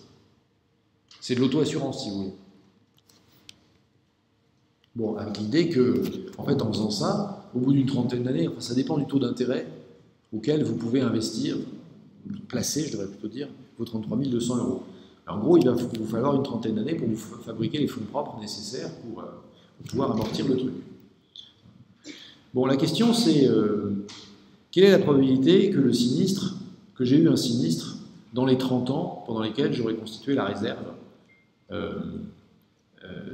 qui me permet de rembourser les dégâts du sinistre. La réponse, c'est tout simplement que, en fait, tous les ans, j'ai une probabilité 0,99 de ne pas avoir de sinistre. Donc la probabilité qu'il n'y ait pas eu de sinistre du tout pendant 30 ans, c'est 1. Enfin, la probabilité qu'il n'y ait pas de sinistre du tout pendant 30 ans, pardon, c'est 0,99 puissance 30. C'est pas de sinistre la première année, pas de sinistre la deuxième année, pas de sinistre la 30e année. 0,99 puissance 30. Donc ça, c'est 74% de chance. C'est 74% de chance que j'ai pas de sinistre du tout pendant 30 ans. Et donc, l'événement complémentaire, c'est au moins un sinistre pendant 30 ans, c'est 26% de chance. Donc de fait, même sur un risque pour lequel il n'y a qu'1% de chance qui se produise, eh bien, si j'essaye de ne pas m'assurer, j'ai quand même une chance sur 4 que le sinistre survienne avant d'avoir de quoi l'indemniser. Puis surtout, ce qui est très ennuyeux, c'est que dans ces 26% de chance, le sinistre, il peut arriver 1 fois, 2 fois, 3 fois, 30 fois.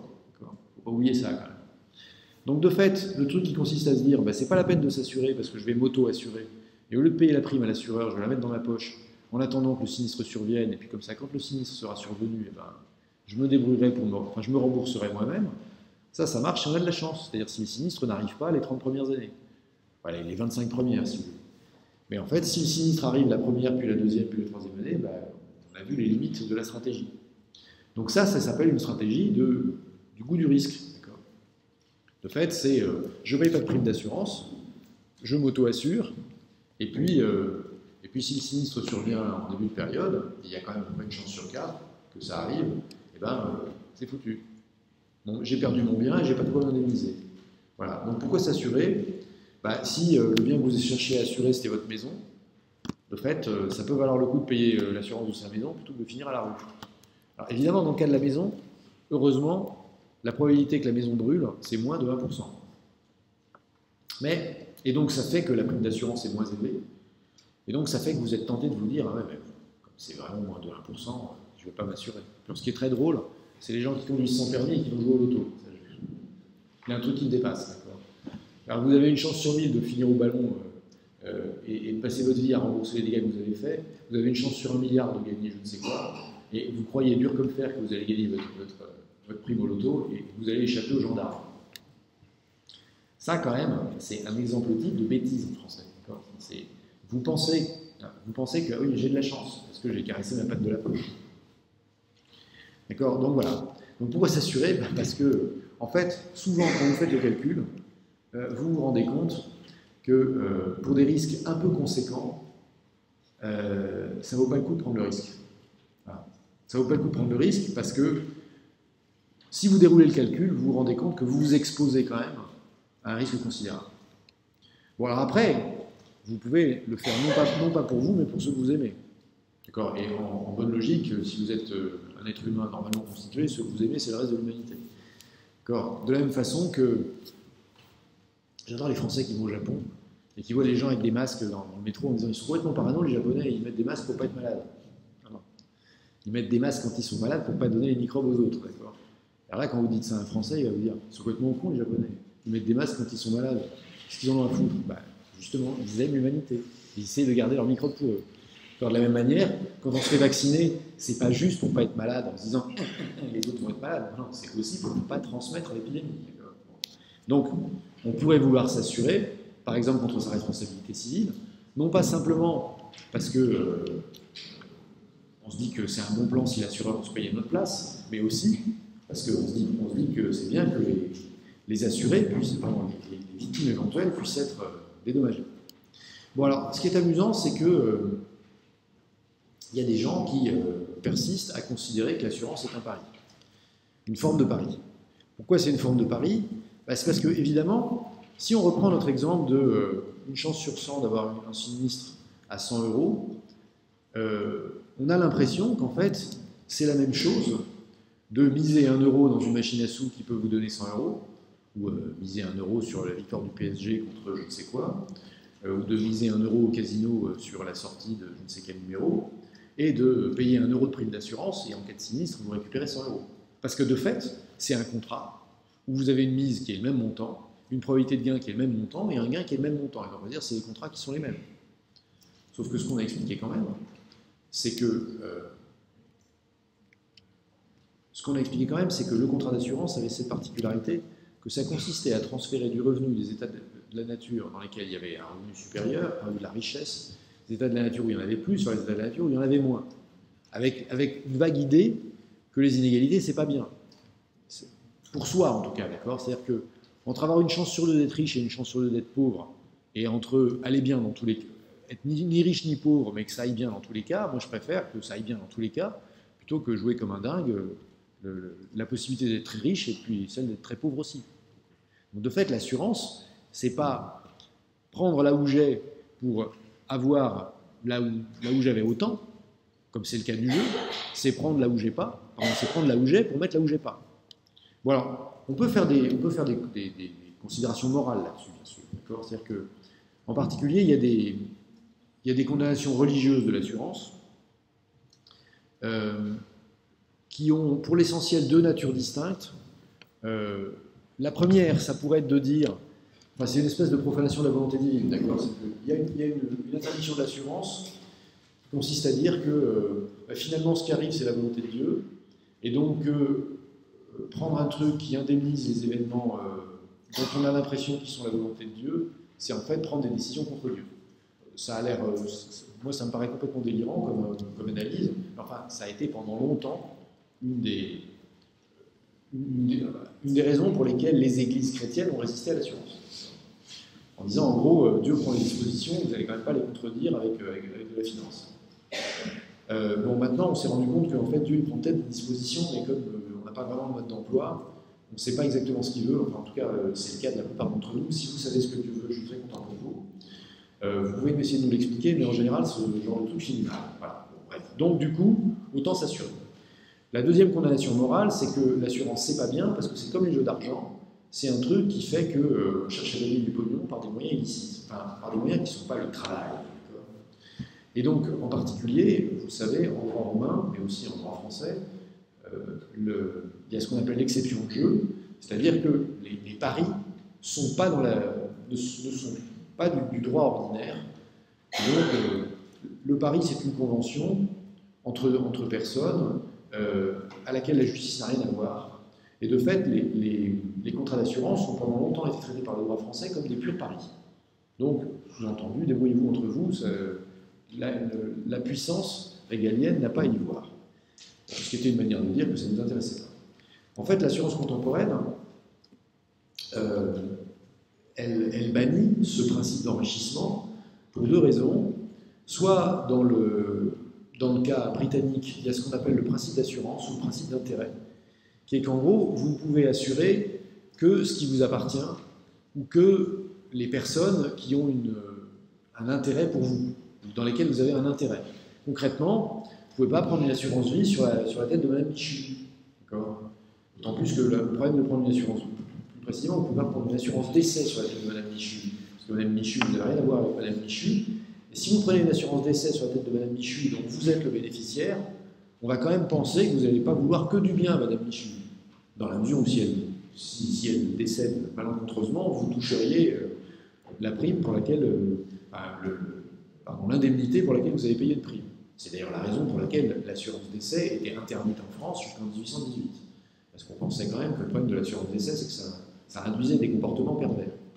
Alors les Britanniques, ils avaient fait un truc différent, ils n'avaient pas interdit l'assurance décès, mais ils avaient dit, vous pouvez prendre des assurances décès que pour les gens qui, si vous voulez, qui conditionnent votre existence. C'est-à-dire en gros, les enfants peuvent prendre une assurance décès pour leurs parents, parce qu'ils ont besoin des parents pour les nourrir. Et puis ensuite, quand les enfants sont grands et que les parents deviennent vieux, c'est les vieux qui peuvent prendre des assurances décès sur la tête de leurs enfants, parce qu'ils n'ont pas intérêt à ce que les enfants disparaissent. Mais en revanche, on ne va pas laisser...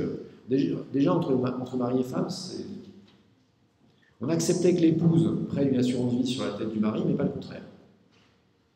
Il est vrai que les violences conjugales sont généralement à sens unique, d'accord. Bon, parce que là, c'était quand même le gros lot. Ma femme m'emmerde, et en plus, ça me rapporte 1 million de livres. Il ne faut quand même peut-être pas mettre les incitations du mauvais côté. Du coup, alors, je vais bientôt fermer la parenthèse. Mais ce qui est assez amusant, c'est que dans toute la littérature, dans tout le roman de mœurs du XIXe siècle, le fait qu'une épouse veuille prendre une assurance vie sur la tête de son mari est quand même considéré comme un truc un peu tangent. C'est-à-dire que, certes, ma chérie, tu as besoin de moi parce que c'est moi qui gagne l'argent du ménage, mais quand même, est-ce que tu as vraiment envie que je décède? Bon, donc, de fait, ça ne va pas de soi, même entre les gens, entre les personnes entre lesquelles ça devrait aller de soi. En France, on a un deuxième principe qui est le principe indemnitaire. Enfin, en gros, en Grande-Bretagne, ce qui joue, ça va être le principe d'assurance, c'est-à-dire que vous ne pouvez assurer que les personnes ou les biens dans lesquels vous avez un intérêt direct. En France, on a ce qu'on appelle le principe indemnitaire, qui est que l'indemnité répare les dommages, l'indemnité ne permet pas de s'enrichir. Donc de fait, c'est évidemment une différence majeure avec le jeu, puisque le principe du jeu, c'est que les gens qui jouent, c'est parce qu'ils espèrent gagner, c'est pas parce qu'ils espèrent perdre. Si on crée une catégorie de jeu avec le principe indemnitaire où on ne peut pas s'enrichir, je pense qu'il y aura moins de joueurs. Mais ce qui est assez amusant d'ailleurs, je me suis un peu occupé de jeux, en particulier parce que j'ai fait un rapport pour la Commission européenne sur le trucage des paris sportifs. Et à cette occasion, j'avais constaté la chose suivante, c'est que quand vous interrogez des gens qui jouent, tous ils vous disent que bon an, mal an, ils s'y retrouvent, ils gagnent à peu près la même chose que ce qu'ils perdent. Certaines années, ça va très bien, d'autres années, ça va moins bien, mais en fait, ils ne font pas de grosses pertes. Voilà. Alors, je sais pas, j'ai interviewé quand même pas mal de dizaines de personnes qui jouaient, et tous tiennent le même discours. Et donc, à cet égard, je cherche toujours le corneau qui perd 5 milliards d'euros tous les ans, puisque, comme vous le savez, c'est le gain des opérateurs de paris en France, enfin des opérateurs de jeux d'argent en France, entre les casinos, les paris en ligne, la Française des Jeux, etc. Tout ça, ça gagne 5 milliards d'euros par an. Alors que personne ne perd d'argent. C'est pas merveilleux, non? Alors, personne ne perd et les mecs gagnent 5 milliards. Donc, soit ils fabriquent des faux billets, ce qui est une première possibilité, soit il y a un couillon dans un coin que je n'ai pas trouvé qui perd 5 milliards d'euros en pensant qu'il va gagner. Vous avez naturellement compris que le truc génial dans les jeux d'argent, c'est que vous croyez que vous allez gagner et que vous ne gagnez jamais. Parce que si vous gagnez, il n'y aurait pas de pub dans le métro et dans la rue qui vous dit viens me donner ton argent, tu vas gagner beaucoup. Bien sûr. Bien sûr. Non, en revanche, donc de fait, le jeu, c'est vous croyez que vous allez gagner, et vous ne gagnez pas naturellement, mais c'est le principe de l'escroquerie, d'accord? On vous fait miroiter ce que vous allez gagner. L'assurance, c'est pas ça. Et la différence fondamentale, c'est qu'on ne vous promet pas qu'on va vous faire gagner. On vous dit même que ce n'est pas possible que vous gagniez. En revanche, si ça ne va pas, on va compenser la perte que vous avez subie de telle sorte que dans tous les états de la nature, vous ayez à peu près la même chose. Donc le projet moral n'est pas du tout le même. Le projet en termes d'objectif n'est pas du tout le même. Et d'ailleurs, à cet égard, un excellent exemple, c'est qu'un CDS, ce n'est pas de l'assurance. Je continue d'entendre que finalement, un CDS, c'est homologue, c'est la même chose que de l'assurance crédit, c'est pas de l'assurance crédit. Et justement, l'une des raisons pour lesquelles c'est pas forcément désirable, c'est que ça n'est pas de l'assurance. Alors, qu'est-ce que c'est qu'un CDS, pour ceux qui ne savent pas? Un crédit default swap, c'est donc un produit financier qui indemnise contre la dépréciation d'un titre de dette. D'accord? Donc ça ressemble à de l'assurance crédit. On en a beaucoup parlé au moment de la crise grecque. D'accord? C'est que vous voyez sur ce document d'origine Bloomberg le détail intéressant du prix des CDS sur la dette souveraine européenne. C'est-à-dire que, en gros, en février 2010, à peu près toutes les dettes souveraines européennes s'indemnisent pour 500 points de base. Rendu en novembre 2011, il faut payer 8000 points de base pour assurer de la dette souveraine grecque. Vous disiez de qui est-ce que je parle?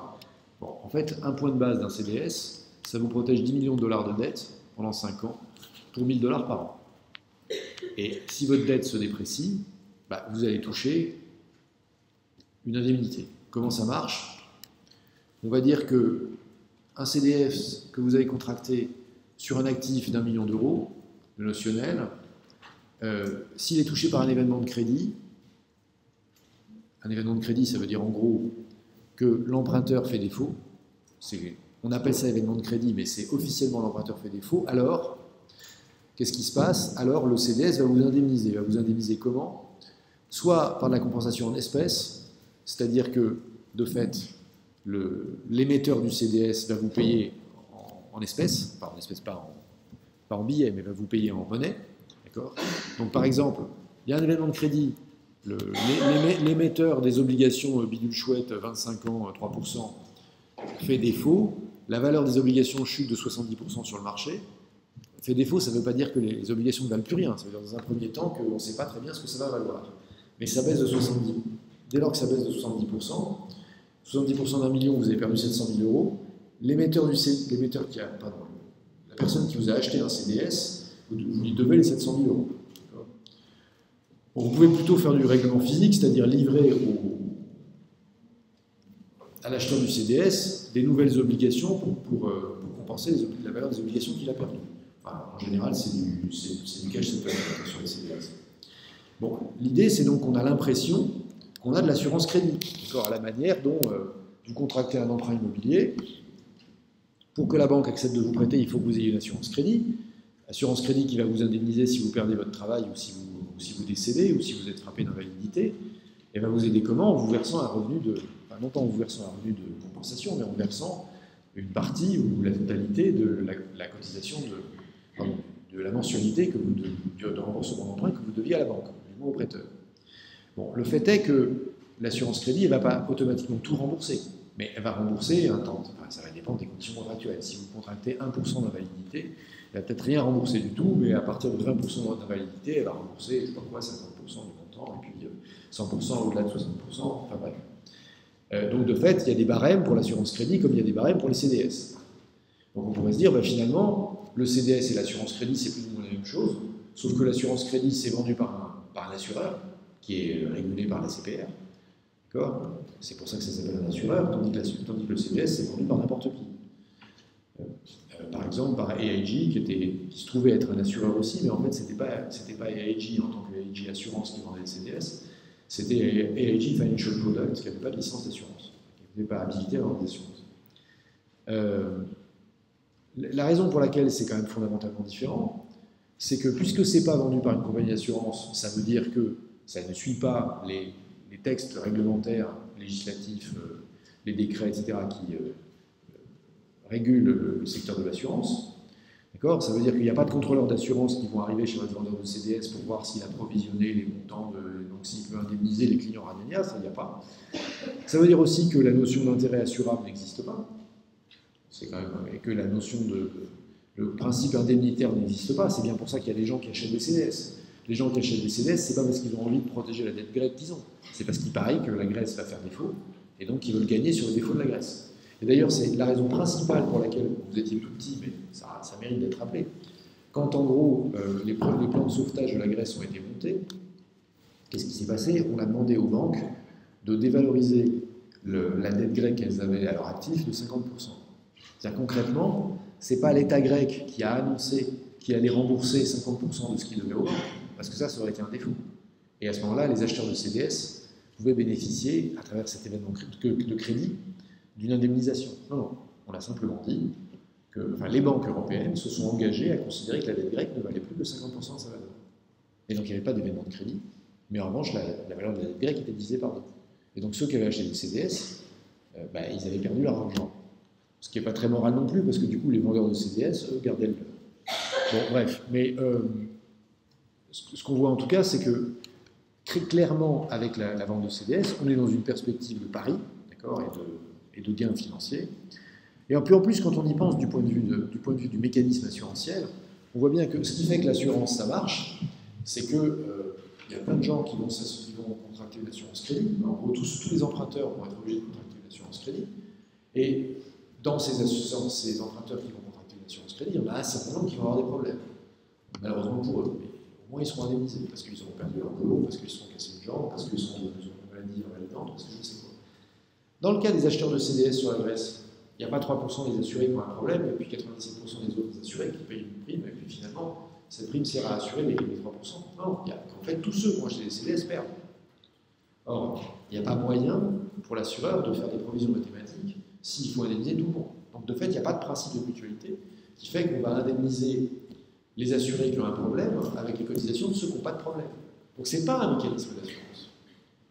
Et considérer que parce que la distribution on paye une prime en échange de quoi on a une probabilité d'avoir un gain, c'est la même chose, alors c'est le même mécanisme, c'est fondamentalement ne pas avoir comprendre ce qui fait que l'assurance marche. Alors si l'assurance marche, c'est parce qu'il y a peu de perdants et qu'on peut les indemniser avec tous ceux qui payent des primes. Mais si vous essayez de faire ça sur les marchés financiers et les contrats de différence, ça ne marche pas. Parce qu'évidemment, les gens, ils vont tous penser que la Grèce va faire défaut, donc ils vont tous acheter des CDS. Voilà. Donc en fait, le risque financier n'est pas toujours un risque assurable, on dirait les choses clairement. Ah oui, alors ça c'est intéressant, mais il faudra quand même qu'on se demande ce que c'est qu'un risque assurable. On va se demander ce que c'est qu'un risque assurable dans un transparent, mais avant, on va aussi quand même regarder la question de l'assurance du point de vue de la psychologie. Et alors, bon, évidemment, vous devez avoir un cours d'économie du risque et de l'incertain, quelque chose comme ça, avec un dénommé François Panquin. Je vous fais cours le mercredi dans l'amphi 3, quand il y a un micro et un projecteur, c'est ça?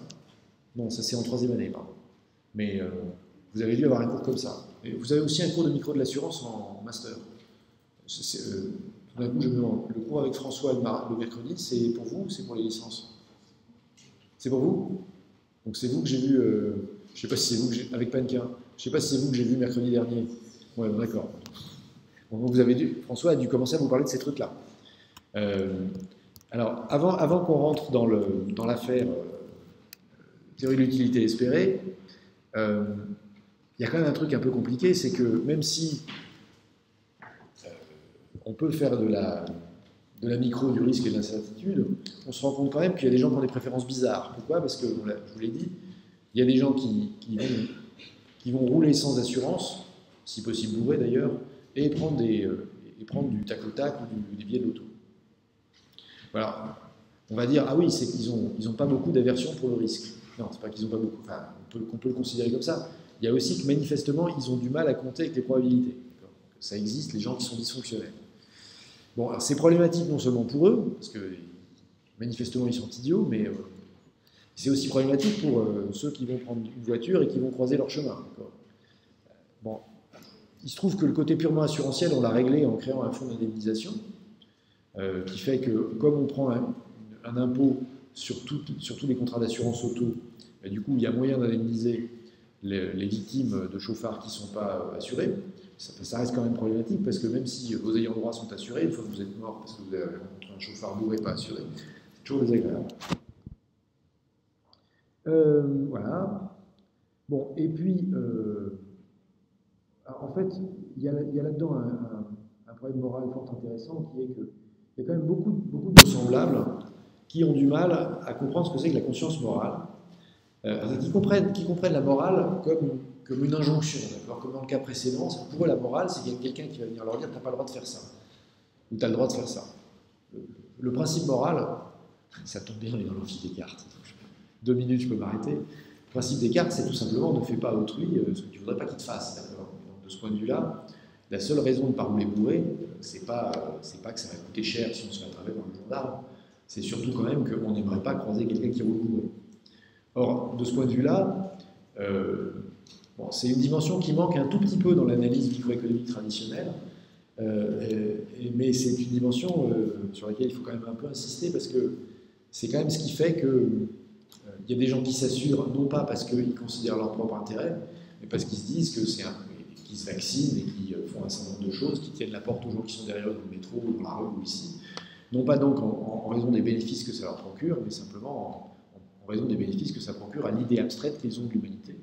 Et ça manque un tout petit peu dans les modèles micro. Voilà, ça manque un tout petit peu dans les modèles micro. On peut le réintroduire, mais ce n'est pas dans les modèles micro traditionnels. Et pourtant, c'est parfois une source de comportement. Qu'est-ce qu'on fait pour les gens qui n'ont pas ça? C'est quand même un problème, les gens qui sont complètement asociaux, d'accord, et les purs passagers clandestins. Mais je ne sais pas faire. Bon, alors, on s'est dit quand même, j'avais terminé sur le CDS en disant le CDS, ça a l'air d'être la même chose qu'un contrat d'assurance, mais ce n'est pas un contrat d'assurance. C'est pas un contrat d'assurance ni du point de vue de la psychologie de l'acheteur du contrat, ni du point de vue de la structure de mutualisation, parce qu'il n'y a pas de mutualisation. Et donc, parce qu'en fait, ce n'est pas un risque assurable. Et donc, évidemment, la question passionnante de l'économie de l'assurance, c'est qu'est-ce que c'est qu'un risque assurable? Et pourquoi c'est une question passionnante?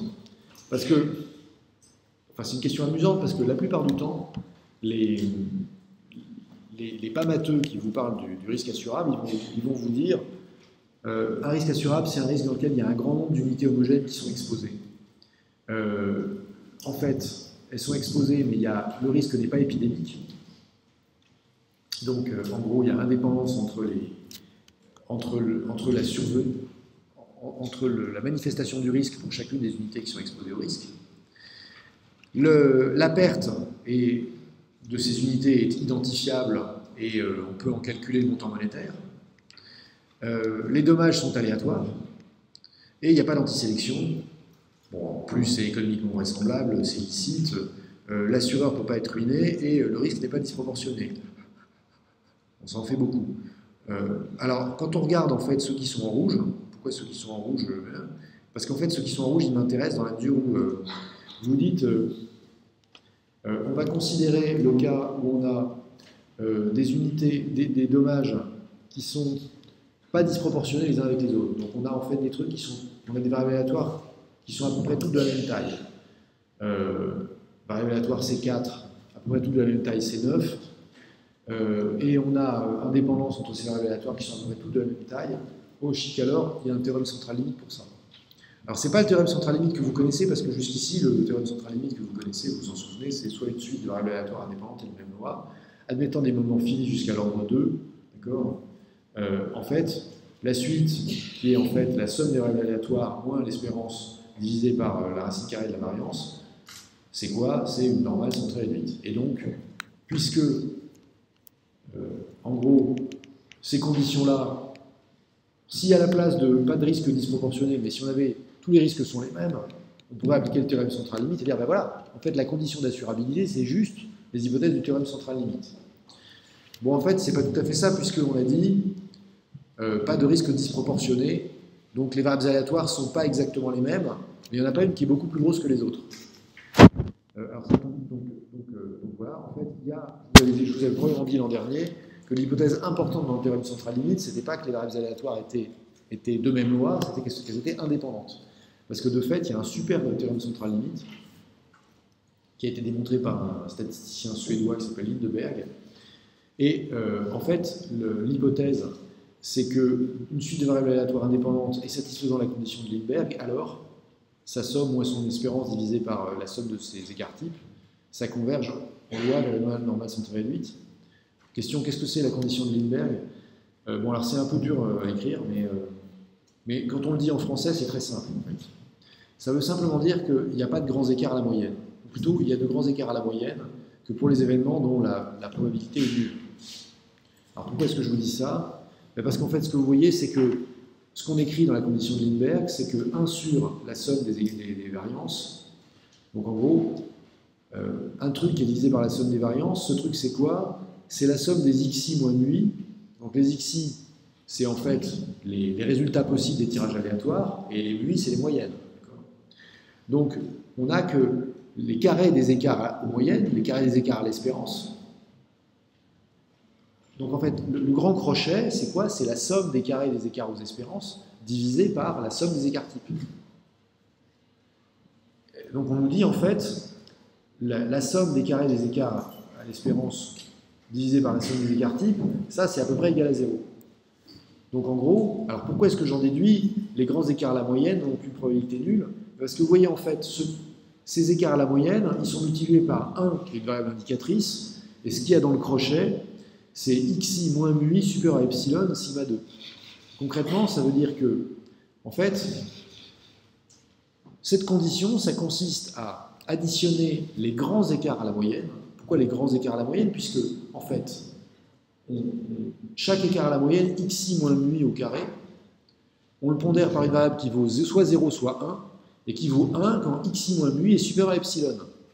Epsilon, la somme des variances. Sinon, ça vaut, si xi moins mui, c'est inférieur à epsilon, la somme des variances, alors on pondère par 0. Donc, en gros, quand la condition de Lindeberg, c'est vous regardez la somme des écarts, des carrés des écarts aux moyennes, qui sont supérieurs à epsilon, fois la somme des variances. Et si la somme de ces grands écarts aux moyennes, ça représente une proportion significative de la variance, alors ça ne marche pas. Si en revanche, la somme de ces carrés de ces écarts à la moyenne, divisée par la somme des variances, ça représente un truc négligeable, alors la condition de Lindeberg marche. Qu'est-ce que ça veut dire en français? Ça veut simplement dire que vous additionnez des variables aléatoires qui sont à peu près de la même magnitude. C'est comme si, je ne sais pas si vous vous souvenez de ça, mais quand j'ai parlé du théorème central limite l'an dernier, je montrais qu'on lançait des billes dans un pachinko japonais. Il y avait des clous, et en fait les billes, sur chaque clou, elles allaient soit à droite, soit à gauche, et quand on faisait tomber les billes au travers du pachinko, en bas, on trouvait une distribution qui était la densité de la loi normale. Ça, en gros, ça marche parce que les billes ont à peu près la même taille. C'est sûr que si vous commencez à balancer des boules de bowling, ça va casser les clous. Et puis ça va faire un gros tas sur votre distribution. Mais donc l'idée, c'est que si vous utilisez des variables aléatoires dont la taille est comparable, c'est-à-dire telle qu'il n'y en a pas une qui va pouvoir donner un résultat considérablement différent des autres, de telle sorte qu'il va devenir significatif par rapport à la somme des variances. C'est ça l'idée. Il ne faut pas qu'il y ait un résultat qui ait une valeur significative par rapport à la somme des variances. Tant que tous les résultats possibles sont négligeables par rapport à la somme des variances, il n'y a même pas besoin que les variables aléatoires soient de même loi, alors, condition de Lindeberg, et si les variables sont indépendantes, alors elles convergent vers une loi normale centrale réduite. Et donc, ce qui est amusant, c'est que quand on lit les conditions d'assurabilité habituelles, eh bien, on a apparemment un truc qui ressemble à l'énonciation pas très formelle des conditions, des hypothèses du théorème central limite. Donc finalement, est-ce que assurer, c'est pas juste fabriquer des portefeuilles dans lesquels il y a de la mutualité qui est du théorème central limite? Eh bien, vous le saurez la prochaine fois, en suivant le prochain épisode du cours d'économie de l'assurance. Merci de votre attention, bonne semaine et à la semaine prochaine.